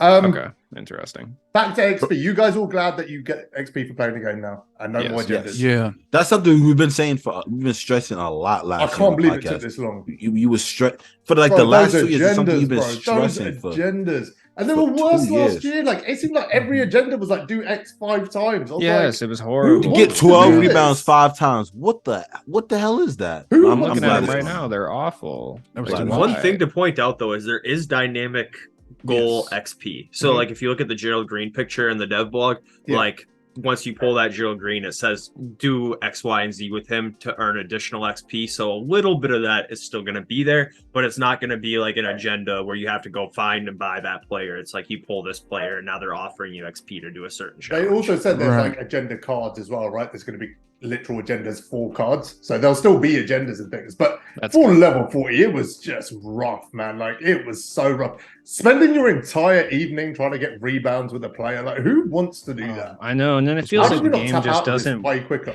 It feels like the game doesn't want you to get your rebounds too. Like I'm over here trying. I have Pau Gasol. I have to get 5 rebounds in a game, and he You just just won't got to grab learn the to ball. box out.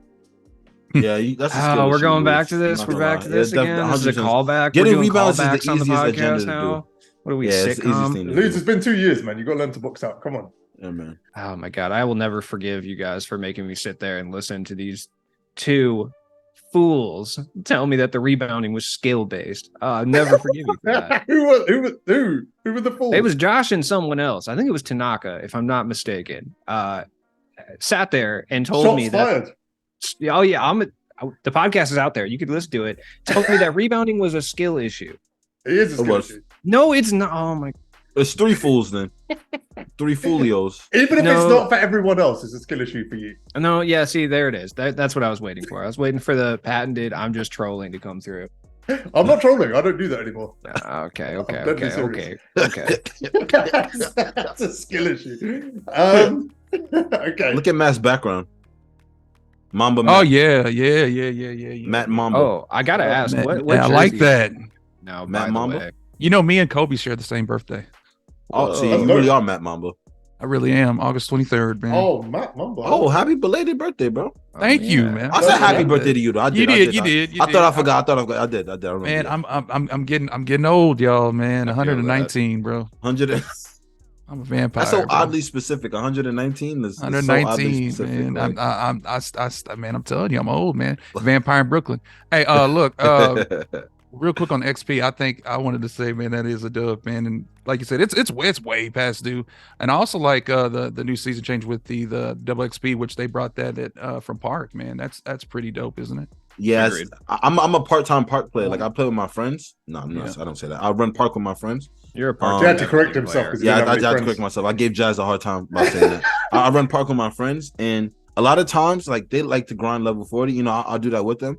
But like a lot of my time is spent playing, you know, my team and stuff. So then I get on the park, I'm behind. Now it's like I'm not missing out on anything as long as I make that play. It's really cool. I upgrade it. I could go grind my team and like, yo, you want to run park? Cool, I'm level 40. Like, let's do this. You know what I mean? So it's exciting. I'm glad. So the double XP thing is interesting. Hey, so there's two ways, right? There's the double XP coins, which will be like personal, so you activate it and you get double XP. They also said there'll be double XP events as well, which I'm assuming will flood the servers, right? Oh, I love that. I actually like that. I think it's gonna get more like overall for like the little things that they're adding is gonna get people on the game. Like crossplay, we're gonna get to that, I'm sure, but that's something that I feel like is huge and still kind of getting lost and everything. Like I'm not seeing that many people talk about it, but like I feel like that's still getting lost. But like I don't think y'all understand. Like crossplay is huge, especially now that we know how my team is gonna be ran, like with the whole co-op and everything. Crossplay is huge, bro. Like huge. Yeah, well, crossplay is a huge, you know, not just selling point, but it could be a great feature. The problem is we just got to see how it plays. We don't know what's going to be like. You know what I'm saying? I'm like 99% certain that day one it's going to be a cluster anyway. So we might have to give it some time. You know what I'm saying? I'm in that view of it right now. You know what I'm saying? I'm not going to make everything like really. Judgments.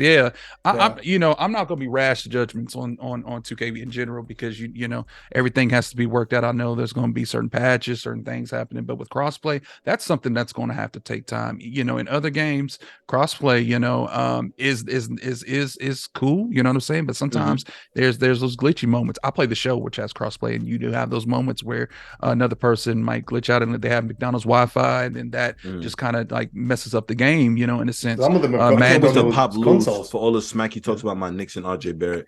That's what I'm looking forward to. I'm gonna pop loots. Right. Every time I see Chiefs lose, I'm sitting up. I'm getting in the monitor. Get him loose. Yeah, and I'm getting in the mic. And I'm getting get him loose. And I'm getting the mic. Drag back. Brunson off the screen. I'm talking so much smack. See that? See that gamer tag? It's over for you. All I got to do is wait a week into the new season, and you won't be on the game anymore, and then I won't have to see you. Who won't be on the game?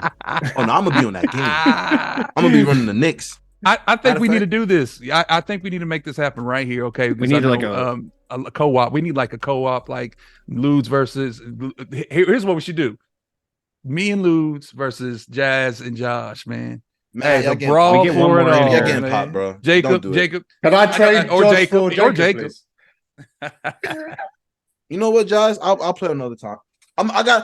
Jazz has been ducking me for years. I've been trying to play Jazz online he's been ducking me for years. Like. We're gonna definitely. I'll pop you by 30. You will not even come close. You won't even come close. You're right. I'll pop you by 40. You won't even beat me. Oof. Cards. Let's talk about. I'm just gonna say it right now. All right, look. Let me end it.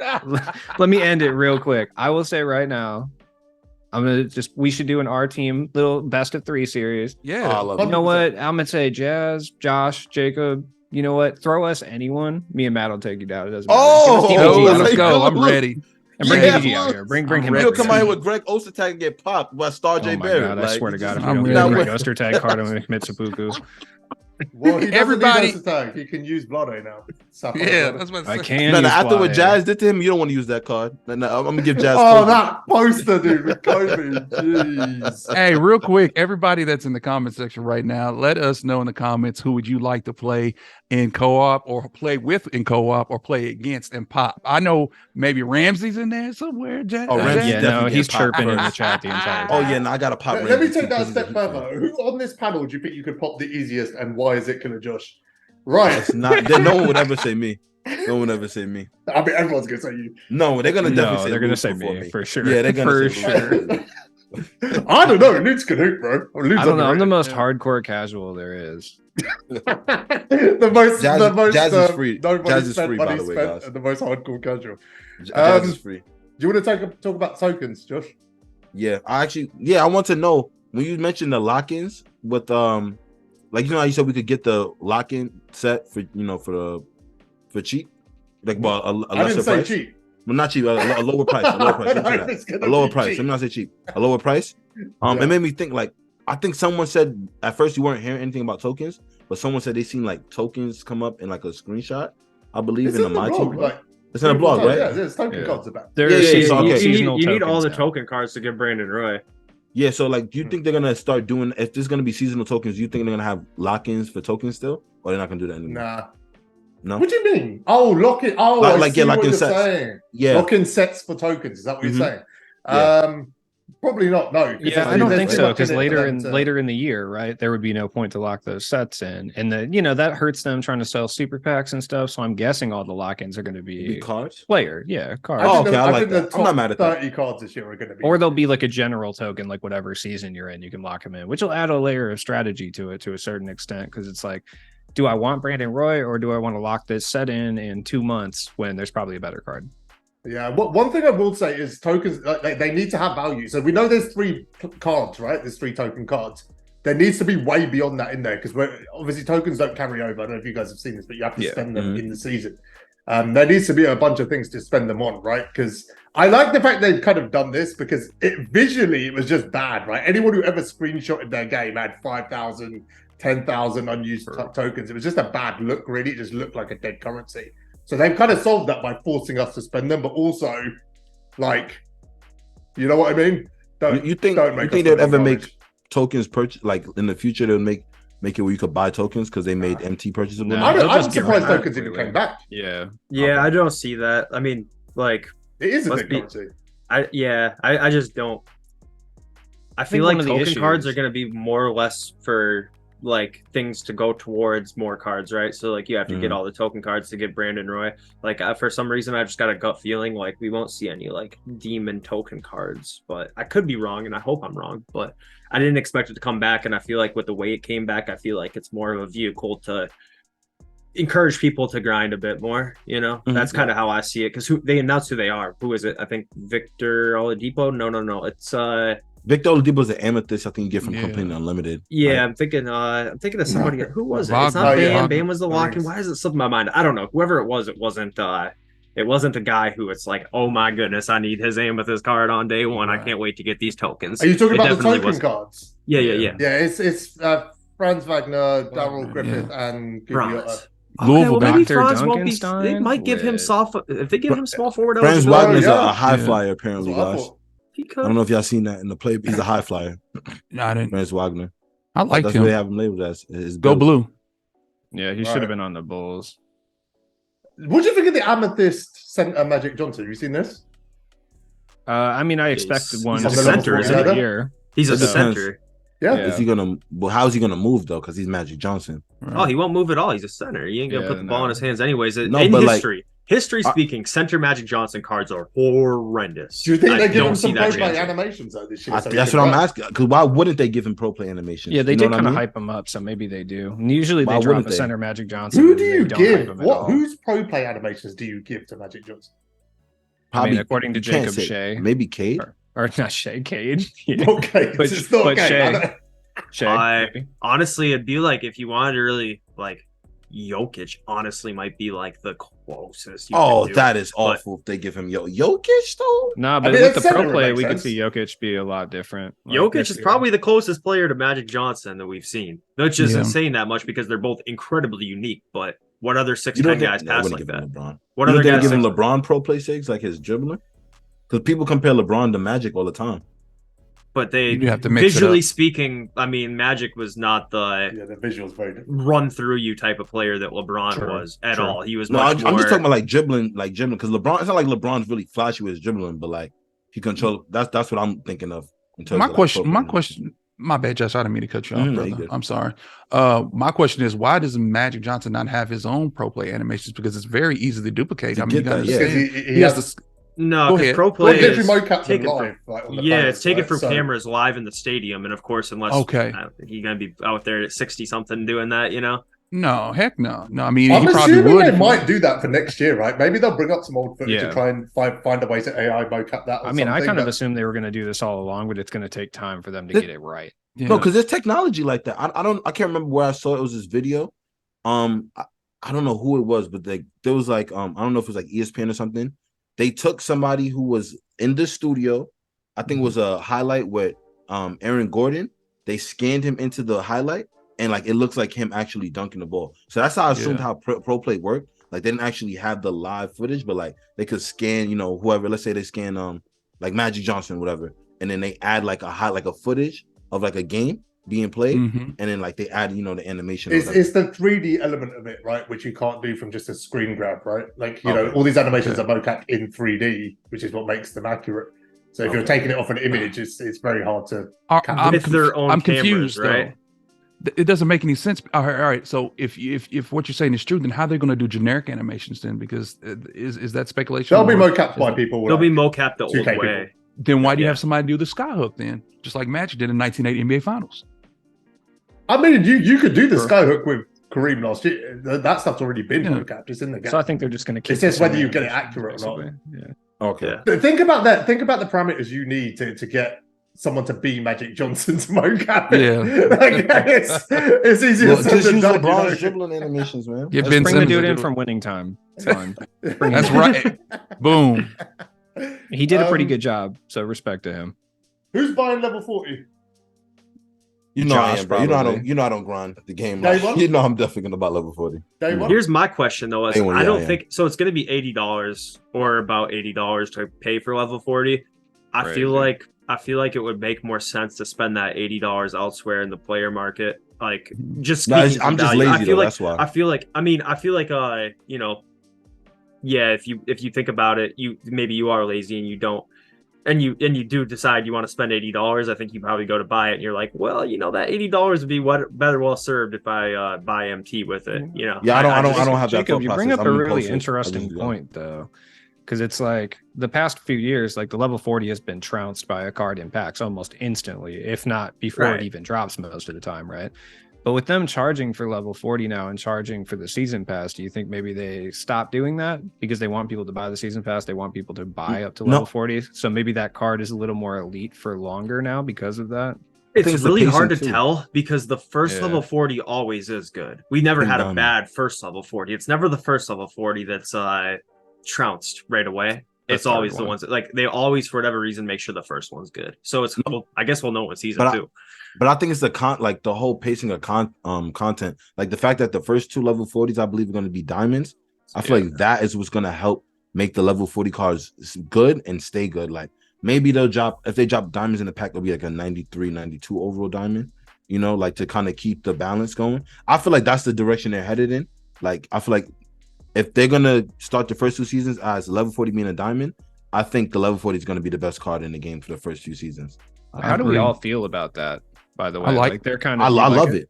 I love it. The I pacing love is it. I love almost it. perfect. But I do know that it's easily manipulatable. Yeah. So again, I Just need to see it. Exactly. Like they can definitely make what used to be. They could slap. What's stopping them from slapping 20 Hoffs on that Diamond Kyrie? Nothing. True. So like for what it is, yeah, I love it as long as it's just like executed The other, in a way that like makes 3 sense. the other danger with this is if that we used this term a lot last year, Jacob, when we were talking the term outliers, right?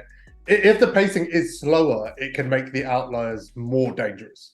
Correct. Like Yeah. your Kareems and your Yeah. Tim Thomases. Or the Diamond Dikembes of the world. Oh, We yeah, I forgot forgot about about that. that. Oh Yeah, my goodness, you know. I hated how early they were doing Man. those glitch cards for a while. Glitch. I should Girl, so I should sick. probably like talk about this a little bit because I've had a bit of a peek behind Did the you guys see curtain their as well. tweet just now? My Um, team's tweet. what is it? No, what? They said, oh well, I mean they already announced this in the blog. They just said earn all 3 Ruby. Did they say how many Ruby cards there were? Oh, this is nonsense. Right, let me talk. let me talk about. Let me talk It's a about the salary cap curtain. mode. So I think one thing that's important to understand, really important to understand, is the devs and the producers are 2 completely different teams of people. They don't really have anything to do with each other, right? You've got Mike Wang and the gameplay development people who develop the game, and then you've got the content guys who build content. And I don't think they always act in each other's interests. I'm just going to put it that way, right? They rarely do. Yeah, I mean, I feel very confident having spent this much time with the actual gameplay devs. They just want to build a good game that will last a whole year. So it is time to hold that content team accountable to say, hey, don't mess this up now. Like, we're in a good place. We've got off to a good start with pacing. Don't drop the Tim Thomas or the Yao or the Taco. Just don't do it this year. Doesn't matter how much money you want to make that weekend. Do not do it this year. No one wants it. There's No a one will reason your average player or your average person who takes 2K serious enough to know who's on the dev team can't tell you who's on the content team. Yes, I don't know. There's a reason for that.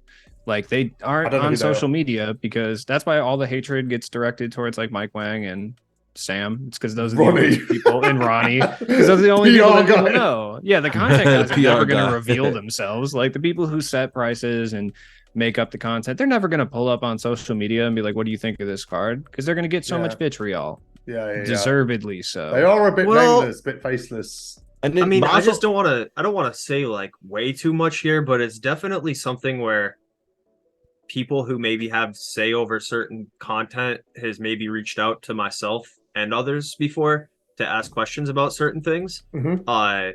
And I just don't really know how you go about holding them accountable to that, because at the end of the day, people Yeah. speak with their wallets and they're trying to make money, and it's going to be a really hard sell to tell the community to not get excited for the Tim Thomas equivalent. So listen, man. So I don't really know how to this do is that. just like at this point, it's basic business, right? You're gonna make money regardless, right? That's the starting point. Whatever the best card is at the time is gonna sell. You could have incremental pacing and still have people throw their wallets at it. Actually, the whole concept of putting in a game-breaking card is counterproductive to long-term, financial success. Because if every card for the next 2 months doesn't matter, you've nerfed every pack drop because you've focused on one. Like this just isn't clever at a financial level. Like, I run a business, a very successful business, and this is just a really bad business strategy. I mean, we saw it last Need year. incremental pacing to have people continuously have the need. Wemby ended the year last year. It ended the game. They dropped Wemby and it ended the game. Yao in terms of Ming. pacing. Yao Ming ended the game to a certain extent because no other big man they put out mattered at all. Yeah. But So yeah. they need to fight that urge next year. They need to fight it. If you want to make, an extra 5 mil a weekend, understand the implications of that. One, you're going to piss off the whole player base. And two, no one's going to care about the next 6 weeks of cards. Well, I feel But like they did my a good thing job too, of that in though, 2K22, though, to be is- honest. They is did, with yeah. the pacing though. It's like, all right, they drop us a Tim Thomas card. I feel like a lot of a huge reason why that card got hyped is because of like the tournament. And you could correct me if I'm wrong. I feel like somebody like a Splash, he has a large view base. People want to see him use that card in the tournament. He's saying it's good, but it's like now that you take away the tournament, I feel like it's like a domino effect. It's like, what's the point of dropping a card like that early on in the year, anyways, when there's not really a big tournament for them to have a reason to use it, And the Tim guy Thomas who's using it is not less telling of an you, issue, know? right? I played 2 people that could do anything with that card. Most people Right. got that card because they saw Kareem was people the issue. they Yeah, liked using that card. I Here's- literally played 2 people that could do a dribble animation with Tim Thomas. But when it gets to the Yaos, then we got a problem. I Then love we that got you training said that. wheels cards. I love that you Right. said that, and I think that a lot of people have a misconception on what actually makes a card overpowered. It's not just SIGs, and it's not just height, and it's not just badges, and it's impact. not just stats. It's Impact. all of those combined. Yeah. Tim Thomas didn't have a weakness. He could dunk like crazy. He could pull his shorts up and play some defense like crazy. If Tim Thomas had 65 perimeter defense, now all of a sudden there's a little bit of a, okay, he's going to go crazy on offense, but I know I can attack him on defense, strategy tied in.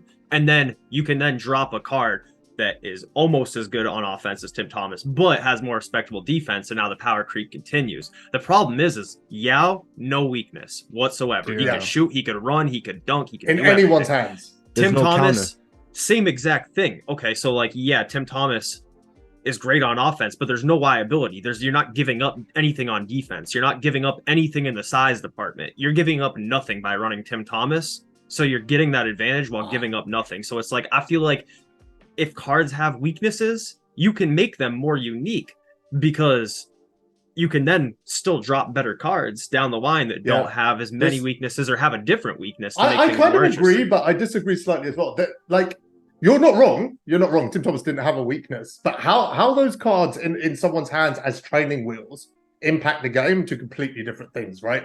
Most people that used Tim Thomas had him sit corner, shoot threes. Actually, a lot of people struggled with his jump shot because it was so quick. So a lot of people I played, you could argue that Tim Thomas was a disadvantage to some of those people. With Yao, he's getting you 10 extra possessions just through boards, right? Without doing Yeah. anything. So I think the impact of some of these cards is just at a completely different stratosphere. Like I said, with Yao, he was giving you possessions just by being on the floor. No, and it was context as well, because there's absolutely no one besides Yao that would provide you the same benefits with the lack of weaknesses. Like you could run Mark Eaton, who could kind of hold him down, but then you were struggling on offense because my man couldn't shoot it all and would get called for an off-ball screen every time you tried to call a screen. So, and then with that too, like you guys talking about SIGs and stuff makes me want to. Are we going to talk about the 2K DV thing? Because that's what like you guys talking about SIGs and stuff. Yeah, but we're going to get to it. Let's, I actually don't know what that is, by the way. Basically, it's redundant now. Let me just run through this quickly because there's a bunch of stuff we haven't covered. Let's get into the game modes, and then we'll get back to everything else. I think that's what we should do. Let's do the order of this. Let's talk about salary cap mode first because it's the new thing, right? So it says it's basically Supermax, isn't it? It's based on rarity. I'm not a fan. There is one thing that people haven't realized though, or maybe haven't clocked on. So I don't know. I didn't really play 18. So you guys will have. I'm just going to step away and let you cook. But the one thing that stood out to me is obviously that more overpowered cards are going to be rare, right, in people's lineups. But they're saying they're going to update it multiple times. So this sounds like multiple times during a week, right, during a cycle, which means that those overpowered cards will then become cheap because people weren't running them the week before. Is that not right? Or am I missing something? What it sounds like. I mean, it sounds right. I think. And unfortunately, that doesn't make a whole lot of sense, does it? Like, yeah, we're just going to trade. Where it's going to be OP cards one day and less OP cards the next day, and just back and forth. It feels like that's how it's going to go. It kind of feels like a blend of like Supermax and Limited to a certain extent. Yeah, I'm happy to let you guys cook on this. Like I said, it kind of that part of the blog kind of confirmed 6-week seasons, right? Because it's 3 2-week events. There's a leaderboard, salary limit, Ruby cards as rewards. Yeah. Prices are based on rarity, multiple times a week. That's supposed to change. And we've got the all-star game format as well. So it sounds like 2 3-minute quarters. Great to see that online, just putting it out there. I know people prefer the longer games, but I've got places to be, things to do. Come on. No. I feel like people don't. There's not really anyone that prefers longer games, right? Like that's not a thing. There are. People, they feel like it doesn't. Those people are just being contrarian to be organic elements of a. Here's my kind of mindset on it. So like a game of clutch time, if you start off on a bad foot, like you don't really have time to come back. Algo can kill you. So like in my mind, I'm thinking if I'm playing somebody, that's why I like even best 2 out of 3s, like for tournaments, because in a best out of 1, anything can happen. You get a bad stretch of algo, somebody way worse than you can beat you. Just because of that alone. So like, I'm not asking for 12-minute quarter games out here, but if you shorten it too much with the way 2K is, with the amount of RNG and algo and everything mixed in with the gameplay, like a lot of times maybe the better man won't come out on top in a 5-minute game, so that's something. I mean, sometimes do you think they're moving to 3 minutes on every online mode now? Do you think this is? I think 12 minutes game time is enough. Honestly, that's what I think. Yeah, 12 minutes is a long time in 2023 to be playing one game. Jacob, the last time Jacob was on, he made a great point that I cannot forget, talking about how with the timeout situation, how games will literally prolong into the 20 to 30 minute mark. That is it's insane. Actually, past that, it's insane. So with the quicker gameplay with the all-star format, I think that is great. I do feel like online we need to transition to the 3-minute deal, and also just how in 250K with the timeouts, the way that is set up. I believe we get Jacob? What is it? What was it? A minute and 20? I think it was like seconds. a minute. Minute 30. Minute 30. Thank you. For regular timeouts and regular games, it's a minute 20. Yeah. Okay, so yeah, that I think we need to definitely transition. 12 minutes is enough. That 12 should be the standard, Jazz. See, I think that personally for me, and everyone's gonna have a different take on this, I think the bigger problem is the amount of dead time that you can have, right? So like if you load into a game, you can spam 7-minute 20 timeouts, boom, that's like 10 minutes right there burned, and then you can sit in the pause timer for another 3. That's 13 minutes and not even playing the game. That's kind of where my thing is, where it's like, all right, that's what makes a game feel too long, is like if someone's sitting there spamming timeouts, not even stalling sometimes. Maybe I've had to do it. I have to go take a leak and take my dog out mid game or something. Something happened, right? Like the Right. dead time is what makes me turned off to the longer games. I don't think that inherently 5-minute quarters is too long. I think the reason why a lot of times it feels long is because of all the dead time, the amount of times people spend in their settings, the timeouts people call to save a possession, and then they sit there and look through their lineup. Like the dead time, I think, is the bigger issue for me. But everyone feels a different way about it, right? I think it's both. I think it's both. I think, look, I've been playing a lot of FIFA recently. It's 6-minute halves. You get through a game quickly. You know, you were saying, Jacob, about like the algo and everything else. Like, it gives you time to come back from it. There's another layer to that as well, which is it's actually very frustrating. So when you play a frustrating game, for me, I just want to get out of that game as quickly as I can and move on to the next game. I don't want to be sitting in it for half an hour and 40 minutes. That's the stuff that just puts you off loading up the next game. Like, you're so drained and, you know, you're exhausted. And I don't think that there should be an option in the game to be drained after playing a game. Right. That's just not where we are. You know, this is the TikTok generation. We've got short attention spans, like all of this stuff. As I sit here on a 2-hour podcast, I'm aware of the irony. Don't worry. But yeah, I just don't think we're there. I just don't think we can do that. There will be people that prefer it, but I think if we're really going to bring people into this game and they're going to stay, we need to give them quick game to game progression. We should. We need to just get them in and out of games. Get that leaderboard ticking up. Get that feeling of progression, that feeling of rewards. Like, that's the other thing with FIFA, because the game is so quick. The rewards come at you so quickly. Like, you know, in the space of a few hours, you can unlock several rewards and you can improve your team very quick. I don't think 5-minute quarters can survive in this game for another year. It really is problematic, you know, in a longer sense, because people use it mostly for a form of griefing. One thing I will credit, like a game such as Madden, is that whenever that happens, they are quick to identify it and boot the other player. And I feel like 2K should take that same approach, you know, because there's a lot of people that will, and which we have our trolls. We know there's trolls out there, and we know people that will purposely grief. And that right there has really no place. You know what I'm saying? I understand if you got to go take a leak, or if you got to walk your dog, or you got to do something, you know, you got those things, you know what I'm saying? Ish happens. Okay. It's basically a DoorDash pause timer now, isn't it? That's all it is. But we live in a microwavable society. People want things right then, right there. Our attention spans are short, like you said, TikTok generation. So we got to get in and out of these games. It is egregious, as my man says, Ramsey says, it's egregious. Okay, that we have games that last that long. The 20-minute situation, it needs to end. 4 minutes, it'd be cool. I just kind of thought longer and harder about it. And like I think I'm pretty far, like I'm just on the opposite side of the fence to everybody else, because I started playing online 2K8. I remember it was like the biggest deal in the world. First online experience on a basketball video game, 5-minute quarters. That's been that way for literally 14. I'm dating myself. A long time. It's been that way for a long time. And like I do understand that you know, shorter games are preferred from a lot of people, but we do have that option with clutch time.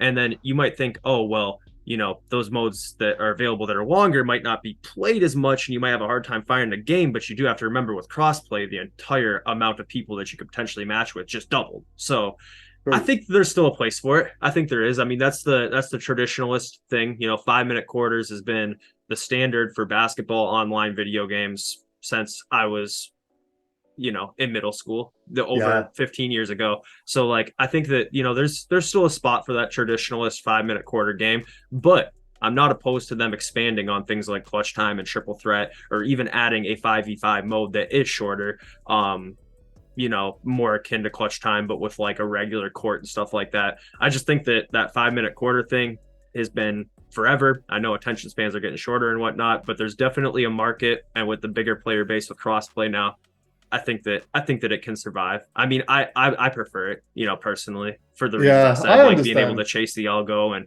you know, all that stuff. I mean, I think the dead time is my problem, you know, because you can burn an additional 13 minutes. I think that's where my problem is. I think one issue though is that now they've kind of implemented a punishment for quitting now, which could potentially cause some issues with 5-minute quarter games, because now you're going to get, you know, momentarily locked out of online play for just getting sweated and not wanting to deal with that a few times. So I'm a little bit concerned about that personally. I need more info on that, because they did say early quits were like, when I initially read it, I didn't catch that part. And I'm like, dude, I don't know how to explain this.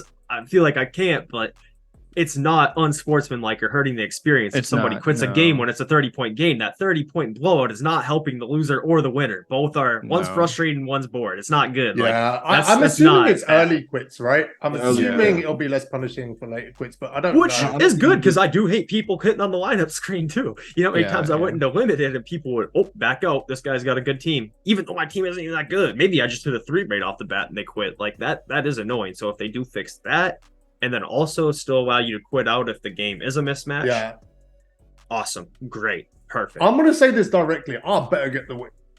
I swear to God, if we I go hope another you year, don't. well, I'm spending 10 minutes like loading into a game with people quitting after quitting after quitting, not getting anything to show for it. That's the worst case scenario. You know, everything we're talking about with like time. The worst case scenario is when you're trying to load into games, people just dashboarded back to back to back to back to back. Such a time waste. Give me the We win. had a rough experience with limited last year. Yeah, A pretty rough We all experience. did. I guess No, up like in the most, the last limited, he played like how many? Like for 2 hours, he was playing just to get 1 ring. 4 or 5, I think. That's like how do Didn't you want to lose a finish game a as game well. like that? Yeah. Yeah, Is anyone Um, really gonna miss limited? I nah. We can chat about that. Limited Okay. draft gone. All right. Let me. I don't miss limited when I think about 2K23 limited, but when I think about limited from 22 and 21, I do miss it because I used to like that game mode quite a bit then. It's just my experience soured this year. Just due to a variety of factors, but I feel like the biggest factor is I did not enjoy playing 2K23, and I feel like that's probably why I didn't like limited or anything for that matter. Limited was my favorite mode for a long, long time. Yeah, And me in too. May, I just checked out. I don't know what happens. I just got bored of it and just stopped I just playing feel like it was the gameplay of 23. I feel like gameplay was Maybe, so yeah. soul sucking that Yeah. it just like it didn't really matter. Like in 22, you could play anything because it was just fun to play. In it. general. I It was also easy. think that the budget cards just weren't there. Like, okay, we had Wesley Person, and can anyone name a Ruby from last year that was decent?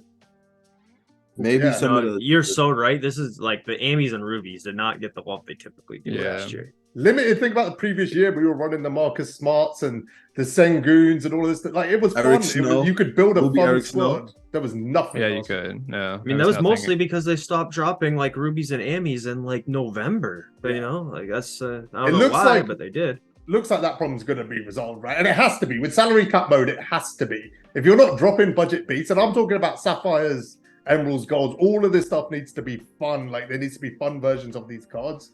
The salary cap modes will die as well. And it's doable. We've seen it before. You know, Yeah. we've seen gold cards that get hyped up before. We've seen it. 22 was the best for it, I think. Like, considering we ended at endgames, Yeah. how many goods? Like, think about Zero Gravity, just that set alone. Like, how many? I goods have a are hot cards? take on that. I actually think 2K20 they did it the best with the early game cards. That's just me though. That's not a bad take. I mean, Yeah. the lineup cheesing Isaac Bonga, Thonmaker, Mo Bamba That is squad young. was that was it for a lot Isaac of Bonga people. was a That was dog. peak budget for a lot of people. Jeff Green, there's some Jeff good Green. ones. his Emerald, right? Jeff Green's Emerald. He had a Ruby in 22 that was really good too. Yeah, I don't like how they did it in the early game of 20. Like the God, what were they called, man? Where they were spotlight sim packs essentially, but like I didn't like how you had to collect all the cards and then do all the challenges just to get the players. That sucked, but I like the sets in general. I thought were cool. Can I give you my most concerning thing about salary cap mode? Yeah. So if I say to you the final reward is Amethyst Oladipo, you're probably like, that's a pretty good reward, right? Is it though?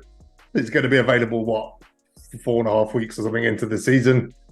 Kyrie's going to most people are going to have him by then. Brandon Roy's going to be in people's squads by then.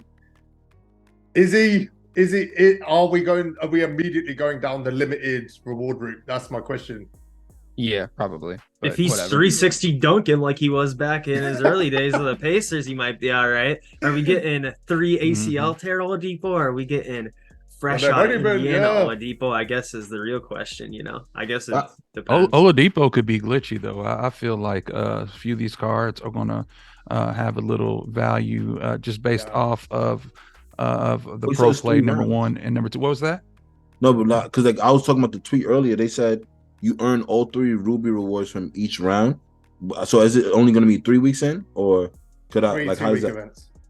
3? 3 2-week Three events. 2-week yeah. events. Why is Oladipo not a diamond? A serious question. That does worry me. Honestly, that worries me I because was- one of the biggest issues with limited is the rewards weren't desirable. I was going to ask, why isn't he?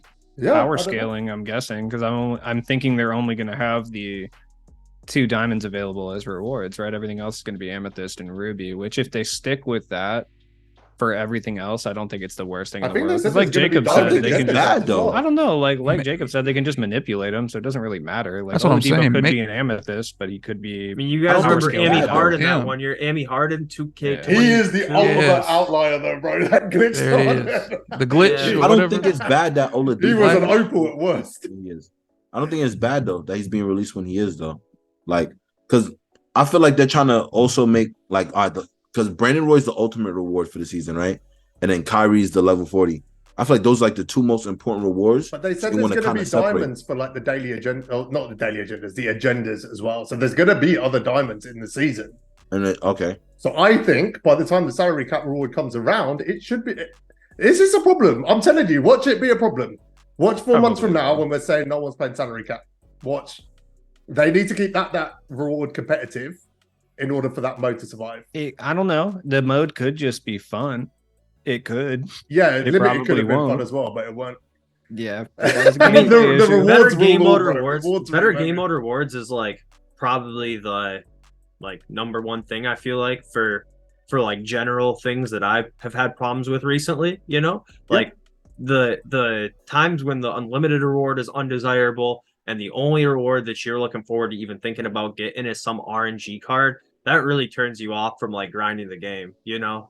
For me, anyways, if the only thing that's worth grinding is some RNG card and the actual game mode rewards themselves are something that you're not even gonna put in your lineup, that's when I start to kind of like stop playing as much as I normally do. People You know, that's need the when carrot, that's bro. when I They like need don't stay on. Yeah. You need the carrot in front of you to chase for sure. Should we talk about unlimited? So it sounds like the old unlimited format's coming back. I'm hoping it's not 23,000 points. I know people are like, oh yeah, but you know, you need to give us something to do. Listen, if you're actually grinding 23,000 points, you are the outlier. I'm just telling you, people don't have time to do that shit. I just can't believe they took away AFK. Well, they have. I will touch on that in a second. Not necessarily, eh? Yeah, they just. I think we've got to keep it like shorter and then incentivize people to keep playing, which there are incentives already, right? Because you're getting XP for keep playing. There's going to be mini games afterwards. So there's going to be reasons to keep playing unlimited beyond completion. But let us complete, like condense it all. Give us the same amount of rewards you gave us last year. Condense it down into like 8,000 points. Give us like every game, every win or every 2 wins, you're getting something desirable. Let's stop creating these like 2-day spaces between progression. Condense it all down. And then on top of that, we've got these weekend rings, which I'll touch on really quickly first, and I'll let you guys say what you're saying. But you remember we spoke towards the end of last year about FIFA, weekends. Like foot champs, you basically get the best reward basically once you're at 11 wins out of 20. So you're looking at just over 50%, and you start getting really good rewards. And obviously, foot champs is hailed as the best kind of weekend league in sports games. So this is very similar. You're going 4-3, right? Just over 50%, but it's actually less games. I'm not sure if this could have been done any better, but I'd like to hear your opinion. I'm sure it's not going to meet the competitive threshold for sure. Yeah, I mean, I don't really have any expectations for it or anything like that. To be something that like makes unlimited super crazy competitive or anything along those lines. But I think the concept is cool. Like the idea that you actually get 4 wins out of 7 and get a trophy. That's like a cool concept and all. And also about the whole 23,000 thing. Are we sure that it's going to be exactly that? Because I thought, from my understanding, was it's going to be broken down into 2 or 3 2-week seasons. Which they've said that for salary cap specifically. For salary cap they specifically. said salary cap's 2 3-week events, but before that they say salary cap is like the new unlimited. Like, so yeah, it could be that, but it's not really explicit. See, and I think that'd be so much better is to like, have a reward refresh on unlimited every 2 weeks instead of 23,000 points over a 6-week span. You're chasing 6,000 points every 2 weeks, and then add in the actual rings on the weekend, which aren't RNG, but rather win 4 out of 7. I'm really cool with that. You might obviously just answer the question. I think that like having a side agenda, like complete a clean sweep, win 4 out of 4 games, and that, I mean, I know people will be like, oh man, like, it's not realistic, but like, That's Sam something said that makes games intense. It makes the games intense. So I like intensity in the top online mode, and that's one thing I think could be cool. It's definitely the most of it we're going to have had for a while. The Sam said yesterday there's more rings available. What did he say? There's more weekends than rings, right? So because there's lifetime agendas for completing rings. So from what I probably would assume is like, you get 30 rings over the course of a year, and you're probably going to be looking at getting like a dark matter, because at that point it'll be like April or something like that, So I thought maybe you just answered that question, because maybe it is every 2 weeks, right? So then the rings come from the weekend events. So is there 6 though? Has it been said there's 6 rings, or do we need 3 to complete the season? Ooh, that I don't know. Yeah. No, I'm not sure. That might explain the catch up. I thought I read it as every weekend, but I'm not sure. I don't know. There's a lot to be answered on Unlimited. I think we need to get there. We need to see what the points look like. We need to see what the ring situation looks like, the catch up situation. I feel there's a lot. We don't know how long the games are. I feel like we got the least information about Unlimited. I feel. I miss anything on Unlimited? Okay, so I want to let me read this paragraph if you don't mind me. It says, by the way, there will be a ring available each weekend with rewards and lifetime rewards for getting multiple rings. Missing a ring will not ruin your chances of getting a seasonal or other reward. And that's where I'm getting kind of confused, and a lot of people getting confused. Like, so if you miss a ring, so there's going to be other opportunities down the line, but does that mess up your chance to get lifetime rewards? I don't understand. Yeah, it's very confusing. Yeah. I feel like I just want to give an answer to that, but I feel like anything I say is probably going to be wrong. I just don't know. I don't know really. Unlimited is it's interesting. We've got a competitive element kind of for the first time since 12-0, really. Wins and losses matter again to some extent at the weekend. You get multiple runs at it. I mean, everyone should get this done. I'm going to be trash. I'm always terrible at 2K for the first month. Yeah, see, you do get multiple runs at it, which is cool. I think the multiple runs at it does help the newer players, and maybe not that serious players. So, if you want to add in a little something for the guys who have been playing for way too long, like myself, like a little side agenda for maybe a free little extra pack or something for going 4-0. I'm all for that. Just give us a glitched Harden again. 5 wins. 5 wins in a row for a glitched Harden. I mean, can't beat it. Just give us a throwback Harden, bro. This could really be the wave down the line, for us. I mean, I ain't gonna lie to you, 12-0, I wouldn't mind that. But even though it's strenuous for a lot of people, I would say this could be the new deal. And on top of that, I want to add, I know we didn't speak on it, but can we definitely talk about how if you don't like somebody's court or jerseys, you can switch it on and off? Yeah, the quality of life stuff's big. Should we do that? Let's do the quality of life stuff. Yeah, that's massive. I'm sorry, there's stuff I just don't want to see. I don't want to see. I'm telling you, that's going off, staying off the whole year. Oh man, I remember some crazy names, man, for their teams. I hope they crack down on that too. Like, I done seen some names. The amount of racist stuff, especially on the EU server, is just crazy. I done seen way too many of it. I'm like, how are you getting away with this? Like, yeah, there's a bunch of quality of life stuff. Should we just run through that quick? Yeah. So one of the things that I've experienced is the challenge overlay. This has kind of gone under the radar a little bit, but it's actually a really big deal in terms of quality of life.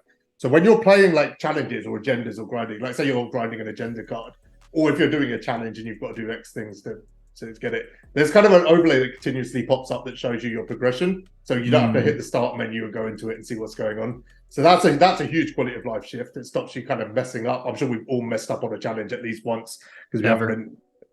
You say never. I think you did that on 21 with Dwayne Wade. You forgot what challenge you was doing, just was shooting a bunch of threes. Are you talking about people falling short on challenges? Is that what you're doing, AK? No, I'm saying like you were streaming and you just forgot what you was doing. And you was just shooting threes. You shot I've seen that with him. You can save lineups as well in clutch time and TTO. I'll be honest, I think this is kind of irrelevant. I don't know. The courts thing? No, saving lineups. I mean, how many players you got to change? You're going to run your best 5 cards. Yeah, I mean, I think it's realistically, actually I'm not added a layer switches, rather than taking one away. Are you I ever don't going to think save it's that bad. I think it helps. lineups? I think it helps. Are you ever going to save multiple clutch time lineups or TTO? No, absolutely not. I mean, unless I'm doing theme teams, then maybe. Like, maybe I'll have an all-criminal squad, stuff like that. Potentially. It wasn't really a pain in the arse for me to go swap out the 5 players. Say that again?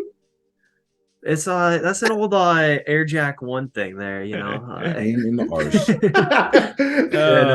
But stuff. yeah, it wasn't that hard to swap out the 5 players. My number one thing that I wanted to see was like being able to sort your bench the way you wanted to. They didn't say anything about that, but there's like people still run 10-man lineups with the last 3 being gold, so they don't sub in with, you know, when you hit down D-pad and sub in your bench.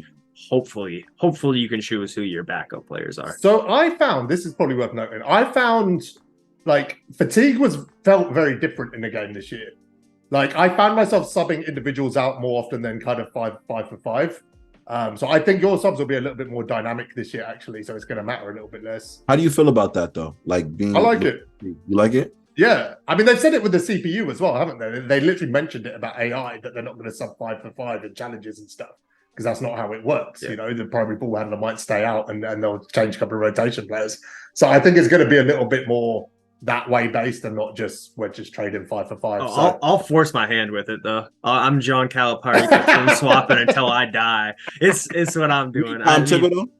Tom Thibodeau, right? You're making everyone play 48 minutes. Yeah. No, not quite.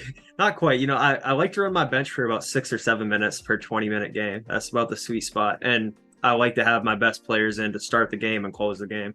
All the top 5. My top 5 players in to start the game and close the game. The bench unit plays about the end of the second quarter and the start of the third quarter, and we're good. And I mean, it would have to be such a disadvantage for me to ever change that, because I mean, sometimes, you know, it's hard to teach an old dog new tricks. You know, I've been doing that for decades. Are an old dog. You are. All right. Autofill as well. That's there. Well, you know, it's the standard autofill is going to be as bad as last year. Listen, the game don't know your 10 best players, so it's never going to pick them. But the team one is the big one, right? Like, you guys all know, doing spotlights, scrolling through, trying to find 10 players from the Bucks and adding them all one by one. Yeah, that's actually quite a major quality of life improvement, I think. What do you guys think on the autofill stuff? I'd say out of all the new presets, like the one that actually caught my eye where I'm like, that's useful, was definitely the fill in this roster with my best 13 Hawks players or whatever it might be. So you don't have to sit there, each individual one, go find your Hawks players. And since you're going through one team, a lot of those cards are kind of lost in the mix because they're low tier. So yeah, that's definitely one of the cool things for sure.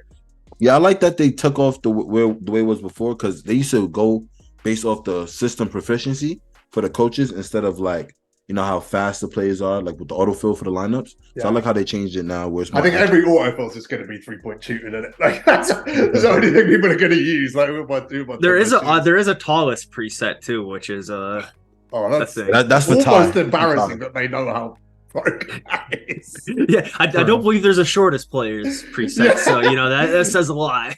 There's no preset for like criminal convictions or anything that we know Why of. the hell? They didn't put that in the game. That's weird. That's weird. Is that what you said? Yeah, it's strange. I don't know why they wouldn't put that in the game. It's a little bit strange, but there hasn't been many people added to that list this summer. Normally, the summertime is when a lot of guys get added on that list. I'm so disappointed. Been many big headlines. You know, last year was they got the big fish, John Morant. Man, they told him sit out half the season. I'm so disappointed in the NBA player base for not committing at least misdemeanors.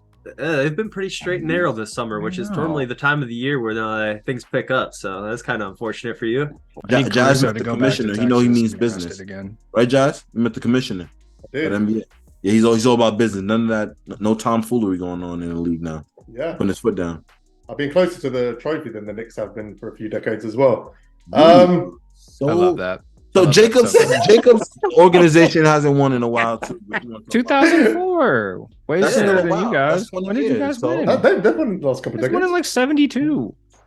Yeah. Anyway, let's move on. A couple of other lifestyle things. I'll just run through them because they're not massively interesting, but I think they'll all add up and be quite relevant.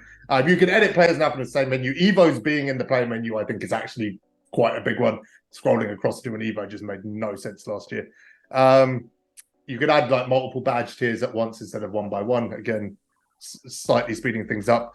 Shoe cards now come with attribute boost, which is good. I like it. They've kind of taken 22 and then added the element of 23, so you can overwrite them if you want. But you could lock out and just get that money shoe out the gate, right? Which is big. You're having to rely less on getting all 5 attribute boosts, things like that. let's touch on coaches really quickly. So coaches now can have badge boosts. I don't understand. I was a little confused about that.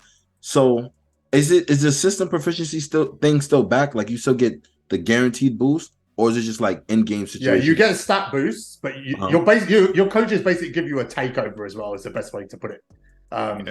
So like the Kobe coach card gives you in the fourth quarter, it gives you a badge boost on blinders. I think it said. So all your players get blinders basically for the fourth quarter. So it's little things like that. So they'll have like attributes and then also, I guess, traits. It's probably the best way to put it. That will kind of give you a form of takeover. So again, interesting element. Game modes we're pretty much nearly done, and then there's one other thing really we need to discuss, and then we're out. Can we talk about the coach thing? The coach thing is awesome if they were to transition it to my NBA. I just think it would be really cool. Like personally, like if there was a coach out there, like I could hire Jason Kidd and like he would, I don't know, like boost a lot of defensive proficiencies, but then it was likely that my players were going to get suspended for getting DUIs if he's the coach. What the hell is things like that. I'm just saying these are layers they could add to the game that would increase immersion. Yep. I think that's a good point. Never thought about it in my NBA, so that's a good point. It sounds cool. It's more of an RPG now. We don't play an RPG game. We don't do those over here. I'm just saying, it sounds cool. Steve Kerr's your coach. He's obviously going to boost your offense, but then your players are going to get into fist fights and like team morale is going to go down. Wow. This is a cool layer. Might see a black guy on the court every now and again, showing up to a game. Let Ludes cook. Yeah, take notes, 2K. I'm just saying, dude, you can hire me. I'm open. All right, look, game mode stuff. One thing I wanted to add real quick on the badges, you mentioned, just mentioned the badges kind of brought me back to this real quick. So like the one thing that probably will change a bit this year. So at the start of the year, it's really important to add badges to your cards, right? Like certain cards will not come with Limitless, but have the ability to get Limitless. And it's like, oh, cool. So what do you do in that point? Typically go to the auction house, buy it on bronze, buy it on silver, buy it on gold. Do you think now that there's no longer a auction house, do you think that there's going to be a way to guarantee yourself to get the badge you need? And do you think that it'll be better with or without that? Because hypothetically, I'm thinking of a situation. Pink Diamond Iguodala was the season 2 limited reward in 2K21. He didn't come with Limitless, but you could add Limitless. So what did everyone do? Go pay way too much for bronze, silver, and gold Limitless and put it on them. Where now, with no auction house, you don't have the option to do that. So do you think 2K is going to give us the ability to go buy bronze Limitless for 5,000 MT, or do you think that you're just going to sit there and hope that you happen to have a bronze Limitless in your collection, or hope that you eventually pull one that you then can add? Well, the badge market's kind of dead, right? The whole kind of concept of badging cards out, flipping them, all of that stuff, that's also died. I guess we didn't really but has it though? Like, let's say you put badges on a card, right? Hypothetically speaking, you badge a card out. Is there going to be something in place where that card sells for more? Because I don't think so. You don't think so? You think it's just going to be a base level for all cards? So, like, there's not like, because I mean, they have it with the hollow situation, they have it with the flawless grading situation as well, where there's additional factors that could cause a card's price to inflate a little bit. You don't think additional badges will cause it to go? No, honestly, I know if you buy a card, you can just hypothetically get one with more badges without really trying. With the card you buy will be base level every time, right? It'll be base level every time, you think? Yeah. So adding badges really isn't going to do anything besides apart from for gameplay reasons. I think so. Am I wrong, or like that's right? Yeah, I mean, we're not going to know until the game comes out. True. I don't know where badges are going to come from. It's a good question. Like, are they going to be in the token market? Are you just going to be able to buy them? Are they only going to come out of those prime packs? Like, we don't really know. I mean, we know there's going to be quite a few in game. I think there's quite a few. I mean, there's 77 badges. But I mean, like, I think they're quite accessible through like game modes, level 40, all of that stuff. So gotcha. They will be grindable, but if we can just get them at will, I don't know. Is there going to be a huge portion of the token market which is just buy any badge you want? I don't know. Good question. I've got no idea. We'll find out in 5 days. Yeah. TTO, similar to TT offline. That's what they're saying. I'm hoping we all don't want that to be 250 wins, right? No, but it's a good change. I don't think that would be so messed up if they did that. It's better than what we had. TTO was the most dead mode last year. Yeah, there was which is crazy because at one point in time TTO was the mode, but yeah. I think that it's a probably marginally better scenario. TTO was like it was the worst mode really last year from my perspective, because it's a mode I think everyone enjoys playing. I think everyone just enjoys playing TTO. but they gave us no reason to play it. I don't know, Matt. You played TTO this year, right? Like a little bit. Sometimes. Yeah, I mean, okay, so they changed it to The but they centerpieces changed and stuff. Yeah, they change it to more of a triple threat offline, grindable. You know, there's like a ladder essentially. Are you going to play it more? Not 250 games. Hell no. I'd probably play 250 just Yeah, because I you just like probably playing would, right? threes. Yeah, 'cause I mean, you're a I'm- grinder, I'm so. a three. Well, I'm a threes guy. That's why I play. I'm playing park a lot. You know, because I want to get out there and really, Ain't you grind a with P5 other people. now? You know what I'm saying? Huh? Well, didn't you switch over to P5 this year? I've been P5. I just rarely played. Never it when I ran had with it. me and Jazz when we played co-op. That's because y'all never asked. What you I mean? Why we remember gotta that. ask? True. Pull up. Mhm. I'm in No, the that's group what y'all chat too. never asked. I play with them. The last time I played on P5, I played with Fitness and Dribblehead Red, and we ran it up. It was fun. I'm gonna have to agree with Matt But- here because I'm in the same group but I'm chat, down. and you never asked. I wonder why, Lutz. I wonder why we never asked you on a whole nother console. I wonder why. You know, I'm talking about Matt, but you know what? Go off. I would. No, I would no, I mean, fight anyway. You play current gen, right? I mean, Don't I'm tell gonna me be on Ludes new and gen Matt have now. never played co-op together on it. No. I because played co-op he's on- 3 times this whole year. I don't play current, and Yeah, I play I current. mean, if you'd have came to next, I'd have played with you, of course. You know how to play with the Ludes, but Are you playing current gen next is not year? for me. Yeah. You've been on current gen this year. Yeah. You've had a next gen console. None of Yeah. that. Don't be that I've guy. had a next gen console for the last like 3 years. Yeah. Don't be that I guy. Don't be prefer that guy. current. Oh, man. man. I don't know what to tell you. This year I preferred current. I did. One minor change to clutch time, 24-second shot clock. I hate this with a passion. Hate it with a passion. It was a thing that made clutch time fun, is the pace of the game. It was unique. There was an energy about it. Oh, I'm going to be standing there playing 24 They seconds. should have done of defense. 18 Oh, I can't seconds be bothered. personally. I disagree with that because I feel Yeah, like there a should lot have of been more people do. time. I mean, here's why: because you get tired of the 14 seconds. People manipulated the 14 seconds. You know, we already going to get full court press. You know what I'm saying? We I already going to manipulated get. it. Huh? I know. yeah. I know. I see. Hey, you were cooking. Hey, you read it up. Bro, I just Team want to go 18 down the seconds. court, hit 3 dribble moves and shoot from the logo, and then run back on defense. Like, Yeah, I don't I feel know. you. There was an energy about clutch time that's not going to be there this year on a 24-second shot clock. I think it's going to be really boring. I'm team I didn't- 18 seconds. I'm Yeah, me with too. Ludes. I'm team I- 18 seconds. I think 18's it was fine. maybe a 18 I could little. live with. I think 18 was the happy medium because, like you said, it kind of changes the dynamic of the mode with it being 24. 18 is enough that incentivizes quicker play, but 14 was so fast that if somebody you were playing was good and they were pressing you, you were taking piss poor quality shots most of the game. Yeah, if they were It was running also switch in all it, like defense, inbound. and Remember they pressing said they the fixed that? absolute- The inbound passes. When you inbound the ball, like remember, like they said they fixed it. I heard they did something. I didn't catch that, but one thing, there's another idea that they could potentially have implemented. Well, maybe this is a lot, but they could have made it so it's like you get 10 seconds after you cross the halfway line. That would make a little bit of sense too, because that kind of like I just don't know. Do you not feel like clutch time it's just it's just that unlimited quarter now? I don't Like, know, what's man. fun I about just that? feel What's like unique nobody about it? really It's got played clutch 4.9, time this I year guess. anyway, really. say the unique part is that it's 5 minutes compared to a full game. You know, like Yeah, but that's it's just probably a quarter, isn't it? Like, Yeah. I'd rather just go play that quarter in unlimited than to go play the rest of the game. I don't know, man. I really like. I was like, when I first heard about clutch time, you know, when they dropped it but we hadn't played it yet. I was really negative on it. I was like, I don't know, I don't like this. But I was like that kind of weird friendly type guy at the time. You were. Then I just loved it, bro. It's that mode that I could just jump on and just have really quick paced kind of gameplay, and I just really started to enjoy it. I'm really sad actually that they've changed this. There's people advocated for it and they're going to be excited about it, but pissed. I'm not sure if I heard anyone advocate to make it full DBG. 24 though. Did he Yeah, say full DBG, 24? yeah, I don't know. He said make it longer, but that's what I Gotta think said. I think the people who were advocating for it to be longer didn't necessarily need it to be 24, but they were thinking maybe 16 or 18 would be a bit more reasonable. I think the people that were advocating to make it longer had skill issues because I have no issue scoring in 14 seconds. But how? my But how hard would it be for them No. to change it throughout the year to make it 18 seconds? They They won't, won't now. They won't. but they won't. But they wouldn't. You don't think they'll make it 18 Nah. seconds? I If hate enough it, people, I hate it. It's not the actual concept of the mode is clutch time. By the way, the mode makes no sense anymore. Clutch time was supposed to be you score quickly, right? You're running out of time. You got to get a shot up. yeah, The mode don't even make any sense anymore. I You're think not they wrong. can change it.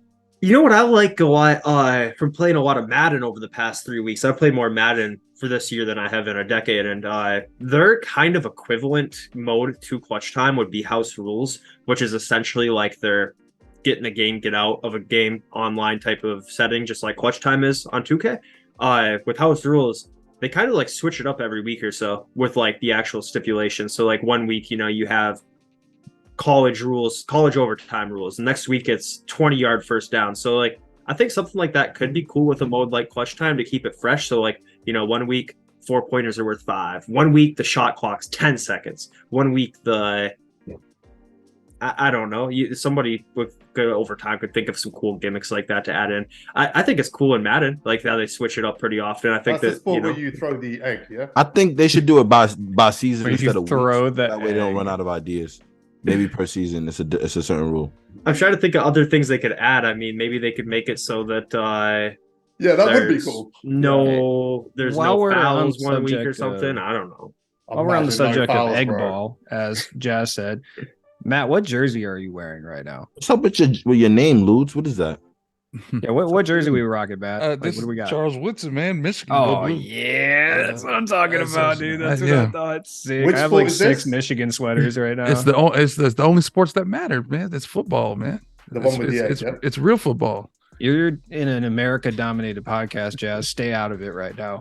Nah, lose. What's up with your name, man? Why is your name Brunson overrated? Where's that coming from? Life.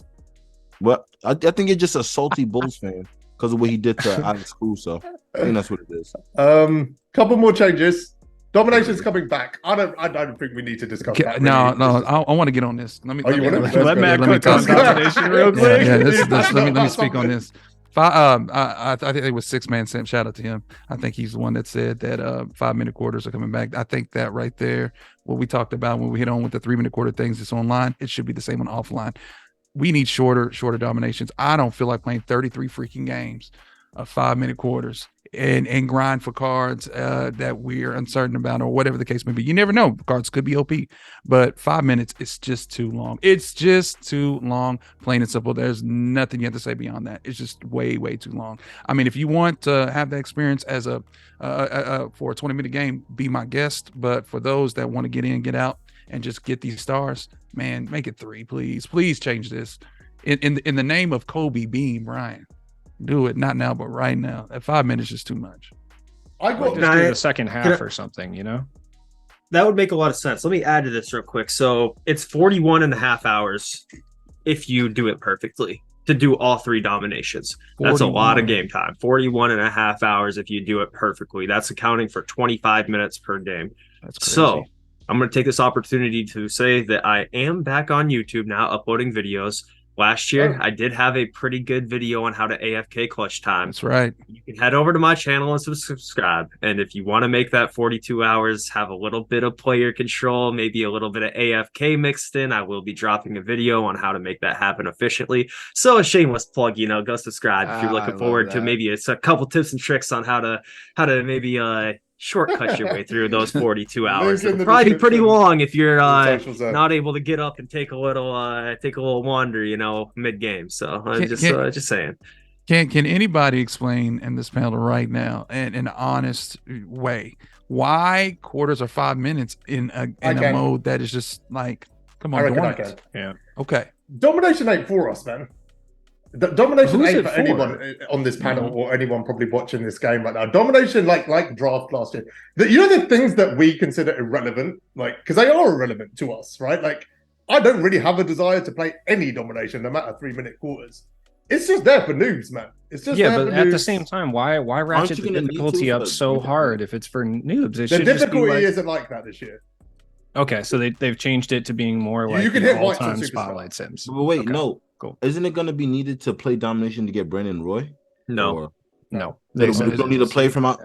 There's no reason. Honestly, there's no reason to play domination unless you're a collector. There's no reason for an experienced person to play domination this year because the 2 stars on domination gives you all the other kind of starter cards, and it's 5 cards per, I think, right? So it's quite a few cards to add up to your collection.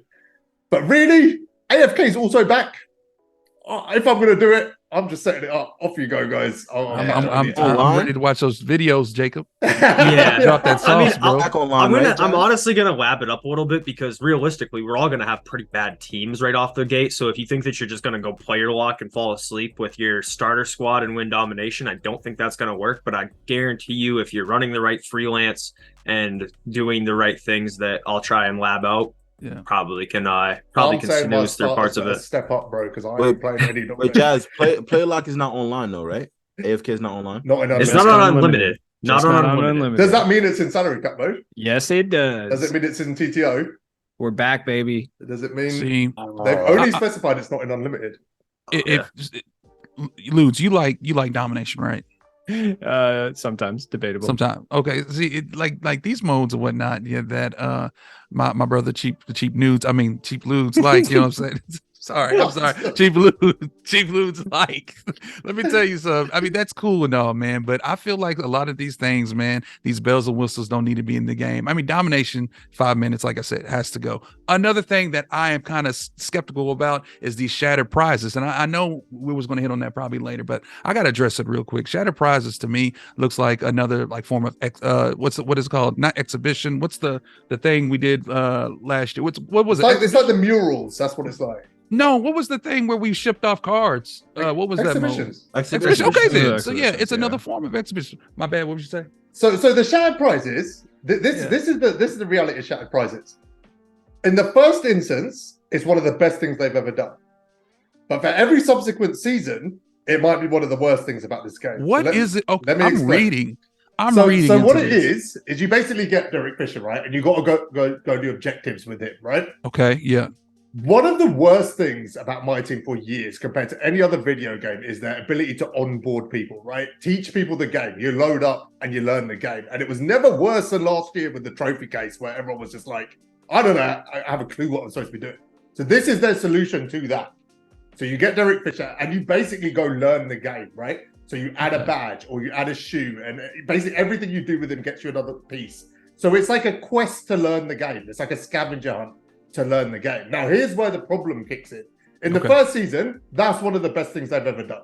Because every noob is going to load up and they're going to learn everything about the game through this quest. Mm-hmm. But it says explicitly in the blog that mini games will be part of it after the first season. So it's going to be the only thing that might have an RNG element. Because the only other time they refer to mini games is when they're talking about RNG and the fact that the ball drop can appear in clutch time and all the other stuff, right? See, that's where I'm leading to with the point. Okay, what is the purpose for all this with the dominations of the world and the shattered prizes? What is, I'm like Cardi B right now. What is the reason? Like, what is the reason that we have this for real? For onboarding, you know, which is good. That's a really good thing. Yeah. I'm not arguing that. Yeah. I mean, I'm reading Robert right now. might be decent as well, by the way.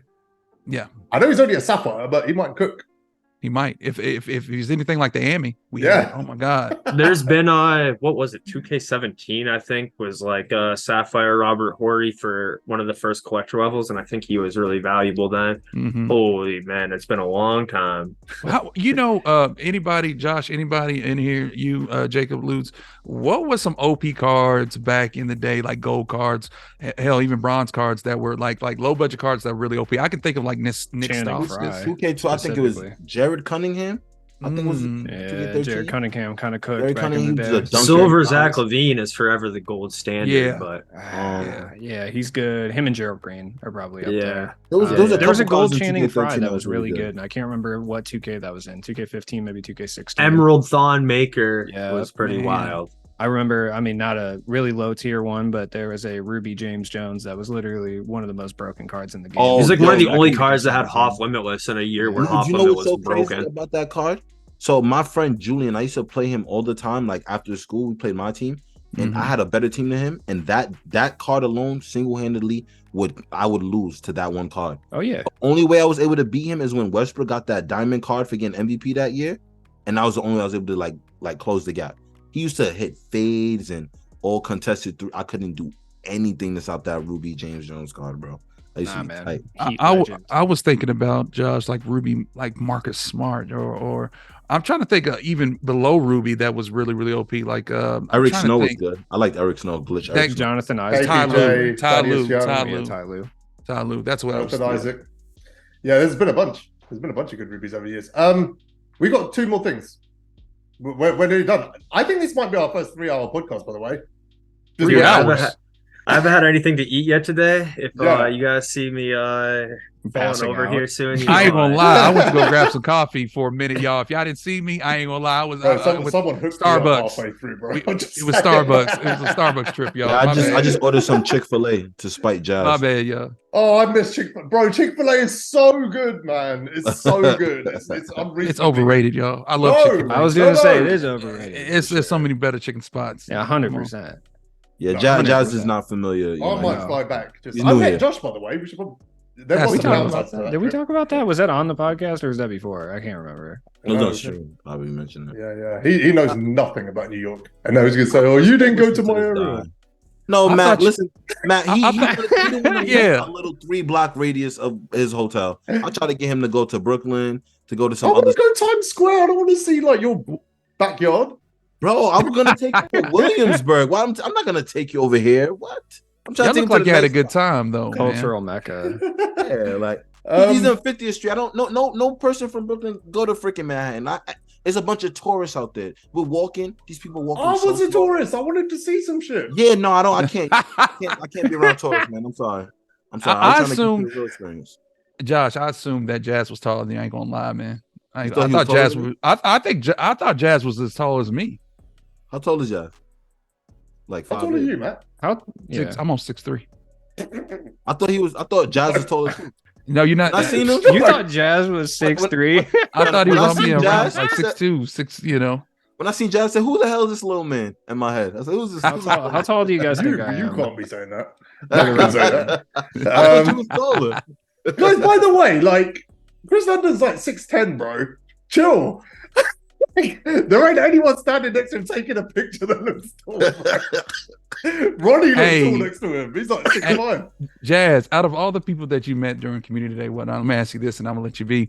Who were you most shocked to see? You know, you maybe the perception, like their height or maybe just anything, man. Who really shocked you? And even in a good sense, No. you know what I'm saying? Shocked, I'd probably say Med and Click because I didn't expect the kind of my NBA guys to be there. So Yeah. so those two guys, we went for a drink. Like me, him, and Click went for a drink the night before. Yeah. It was a good time. Yeah, it was. That's what's Definitely surprised to see that. And like awesome to see Can I them. ask you a question you may not be able to answer? Sure. I've always had this thought that Ronnie just smells strongly of cologne. I Oh my god! What? I don't know, man. You love Jazz speechless. What is it? Was he wearing Brutes? How do I answer that? That's it.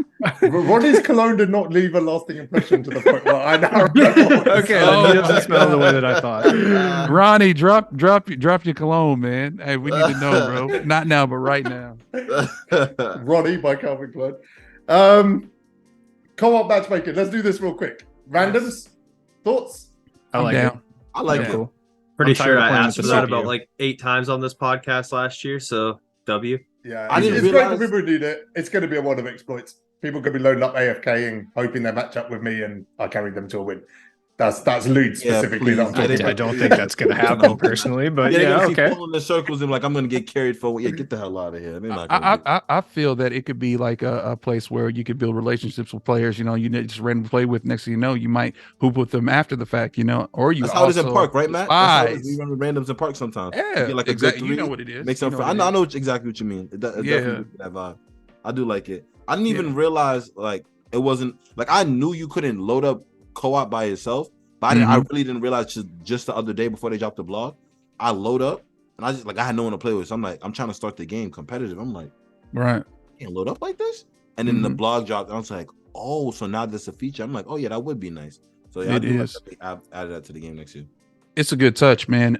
Co-op, in my opinion, and probably y'all's opinion too, was the best mode last year, man. We really I cooked last year in co-op, and I built relationships from that. With that being said, though, I'm glad that they're mixing Park and my team together, man.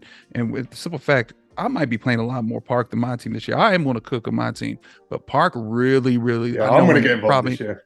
I'm really gonna get in there, man. I'm excited to see the builds out here and even the NBA templates. I know we're not going to talk too much on that, but I'm very, very interested. And I don't know if you have any info on that, but I'm interested to see what type of templates they're really bringing out. You know what I'm saying? I have a lot of screenshots. It's all over. It's all over. That's to me though. Like mainly, I like the Cade Cunningham template. I like the Jason Tatum template. Talking my language. Paul George is pretty balanced, and I like the Jimmy Butler ones. Those are I haven't seen those. You have to send them to me, man. DM, seriously, DM. Yeah, send them to me right now. I'm gonna send those screenshots because I'm trying to see something.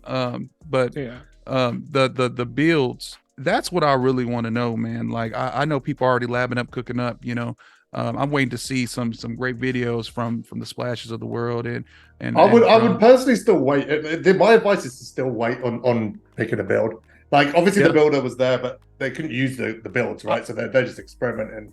That's what I'm saying. I know the first build or so might be an F up build. It might be messed up. I know my first build is going to be jacked up. Okay, I'm going to be donating VC. All right, that's a lot of people's. It's probably going to happen to a lot of people. But I reckon it's going to take a week or so because the difference this year is people understand the builder right now, so they're going to get into building the players really quickly. So I think we'll get there quite quickly. Guys, we got a couple of things left. Let's just move through this. Go ahead. And then we'll get out. Collector level.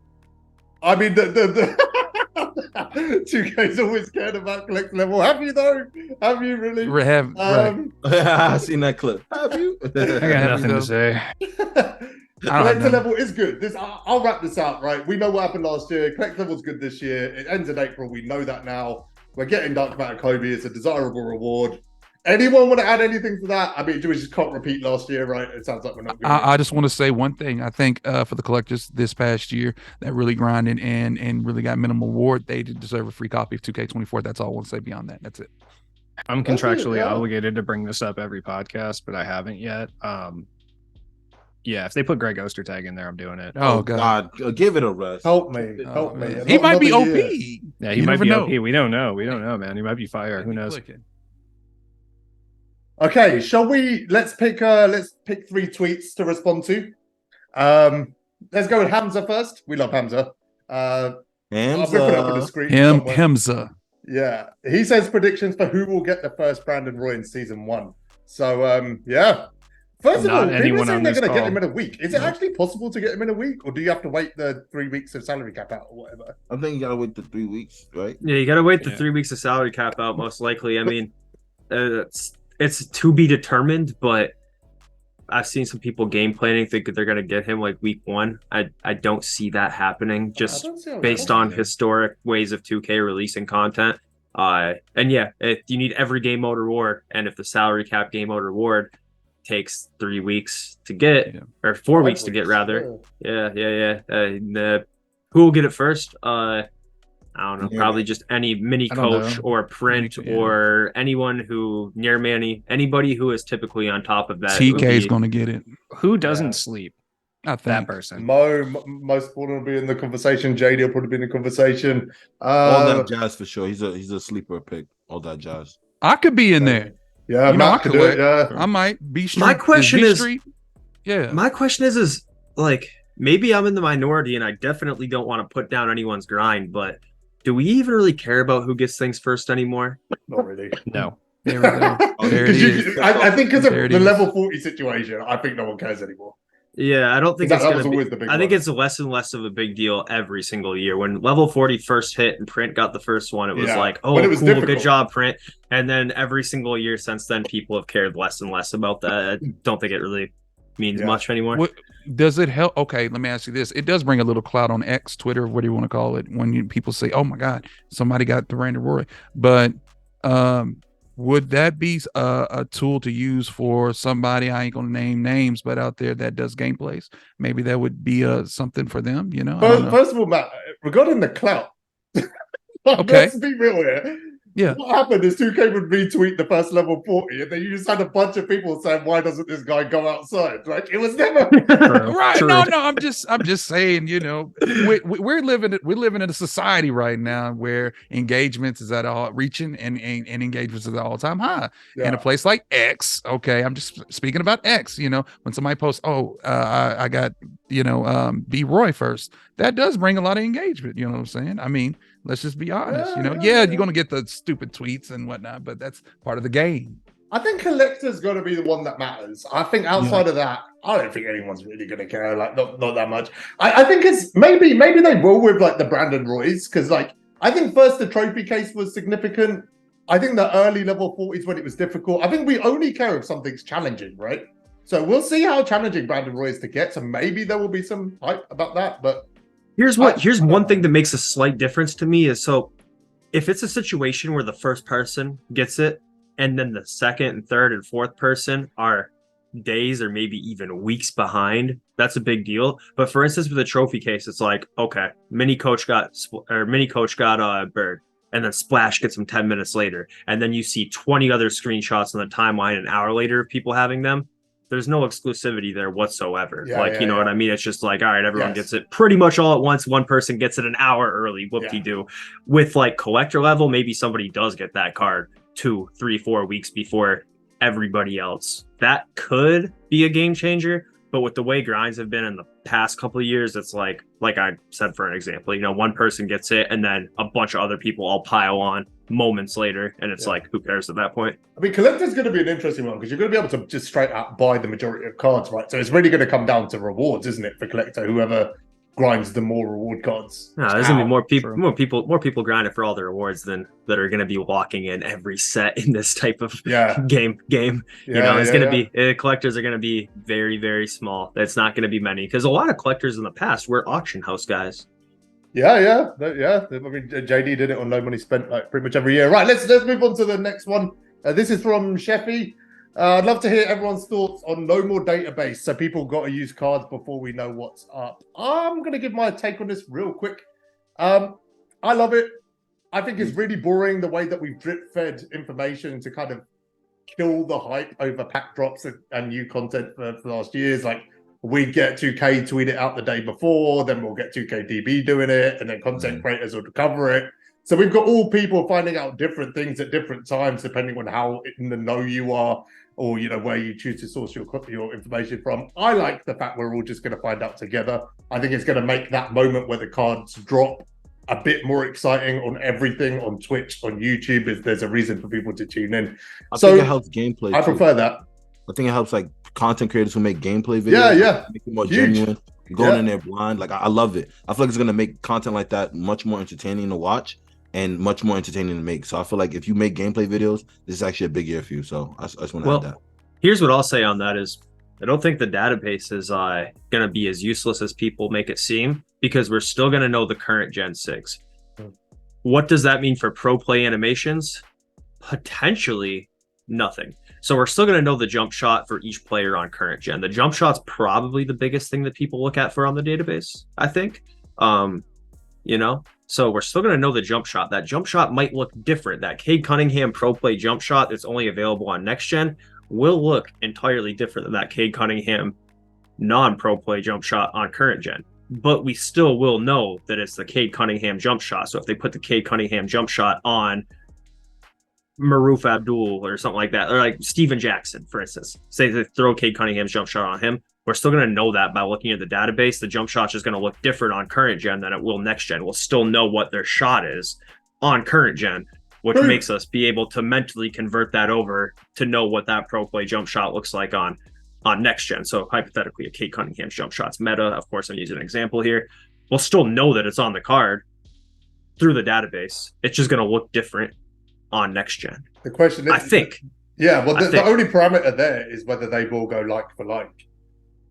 Yeah, so next gen could get completely different jumpers. There has been an odd card or two over the years that did have different SIGs on current gen than next gen, even in previous years. I would expect it to this year, to be honest, because they want next gen to be a completely different game. I think there's going to be very little in common between how a card is made on current gen and how a card's made on next gen. If they are doing that, they're holding back the abilities of next gen, in my opinion, or nerfing current gen. We'll end up with a Luca situation, right, in 22, where they'll be cracked on one gen and useless on another. So I think they actually need to separate them to be usable on both. I think with the naming though, I think like the names of the SIGs will be the same. True. So like I don't think there's a situation where say Steven Jackson comes out. I don't think there's a situation where they slap like Luol Deng jump shot on the current gen version and they slap Cade Cunningham jump shot on the next version. But I could be wrong. Again, another thing that's just wait and see. Yeah, we'll wait and see.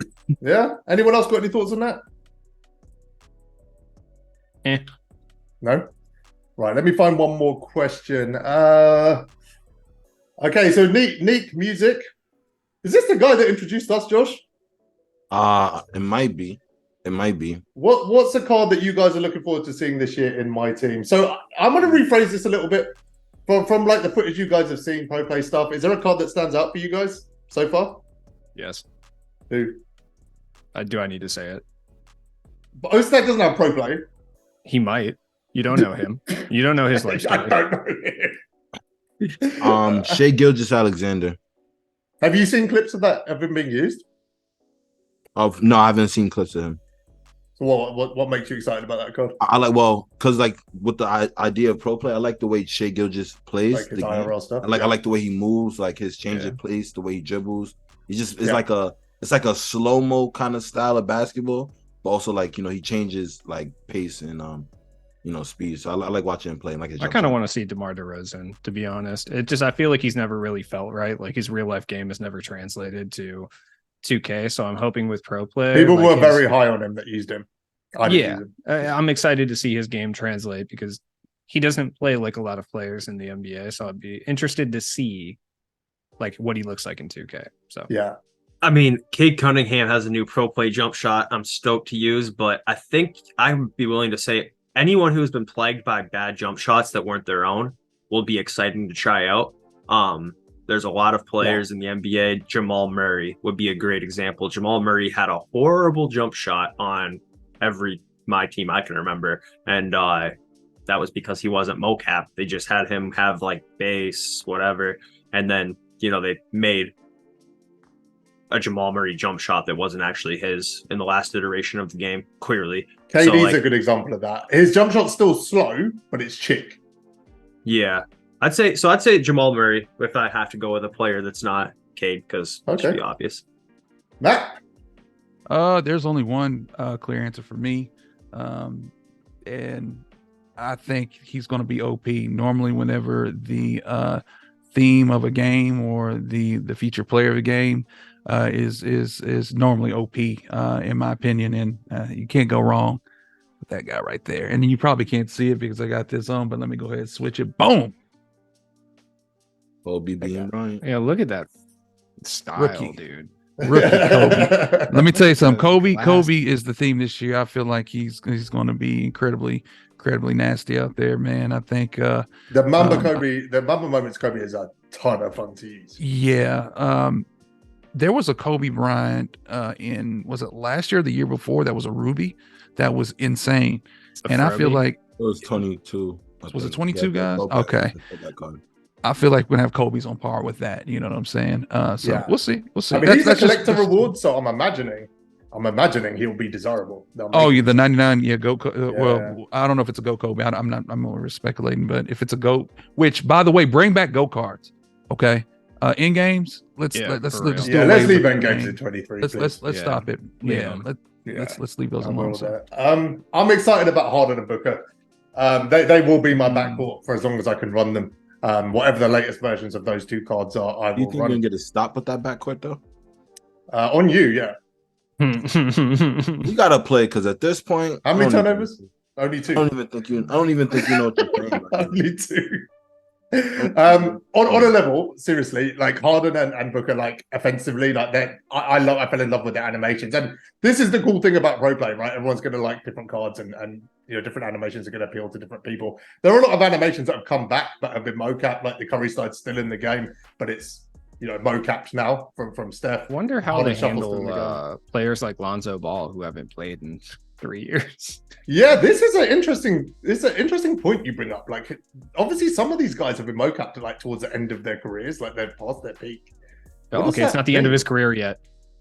They've definitely been planning this for quite some time, though, so they might have footage from when he was available, even though it's been a long time, because it's definitely been planned for a long time. Because if you look back, and last year they added a player named jump shot for every player, but a lot of those were copy and paste of the old number jump shots. In hindsight, that was pretty clearly them building out every player having their own jump shot to eventually fill in those as pro play jumpers, and they just had placeholders sitting in those names for the last iteration of the game. So this is definitely something they've been plotting and scheming on for sure. So before we end out, I do want to say that just to give 2K an idea, because I know they do watch this. I mean, they don't listen to me because we don't have Greg Ostertag in the game ever, but whatever. I feel like they should really integrate FIBA and the Olympics more into the actual MyTeam experience, the way MLB The Show does with the World Baseball Classic. Like, they should. They have the rights to all these guys because all of them have either, or majority of them have been. Do they have the rights to FIBA though? I mean, yeah, but they have the rights to the. They have in the past. Yeah, they've they had in the past, FIBA in the past. I don't know about recently. I mean, they can clone it though they as well. They don't actually need the rights to FIBA. No, they can just put the players in the game with jerseys blacked They out can the clone way the they do concept, next. Yeah, it doesn't really matter, but it would just be nice to see them. Because like someone like Rondé Hollis Jefferson is balling right now. We're never going to see him hooping. You know, he was hooping, and we're never going to see him when they mirrored it, you know? like the video. Yeah. Yeah, he was hooping. He was like a little FIBA Kobe for a little bit for no reason. So it'd be nice to see some of those guys get shine the way the MLB does. Because like dudes who are completely irrelevant or haven't even been in the MLB for the last like 3-4 years will come out and get a card and like hoop a little bit. It's cool. So Lance Stevenson gets cards. He hasn't even been in the league. I think we're hitting 3 hours. I'm gonna wrap, guys. You got anything else that you want to discuss? We good? Yeah, we covered it all. I am so hungry. I'm hungry too. And now he was talking about Chick-fil-A an hour ago, so I've just been sitting there thinking about food for the last hour. Look at Jazz over here craving subpar food. Stop. It's amazing. Right, listen. I'm really excited about next year. Well, this year, however you want to put it. I'm really excited. This is the most excited I've been. I think content's going to have an amazing year. I think we're going to see a new wave of creators come through. I think content's going to be the most interesting it's ever been. I'm more excited to watch gameplay than I have been for a very, very long time. I think we're going to see people approach this game very differently. I think the actual content in the MyTeam mode feels refreshed, feels renewed. There's some unanswered questions. Things could go wrong, a few days from now. We'll see. I'm going to reserve my judgment even on the first day. If there is an issue, I'm sure if there's one minor issue, the community will turn it into a dumpster fire. Let's give them time to fix it. Let's see where we get to. But we're going to do this again next week. The game will be out. So we'll be taking a few hours off the second day of the game to analyze. So we'll all be cooking on Friday to get our. More importantly, Top Boy Season 5 will be out. That's not more important. It is. It's just not though. Debatable. All right, guys. For me and the guys, we'll catch you next week. Like, subscribe, all of that stuff.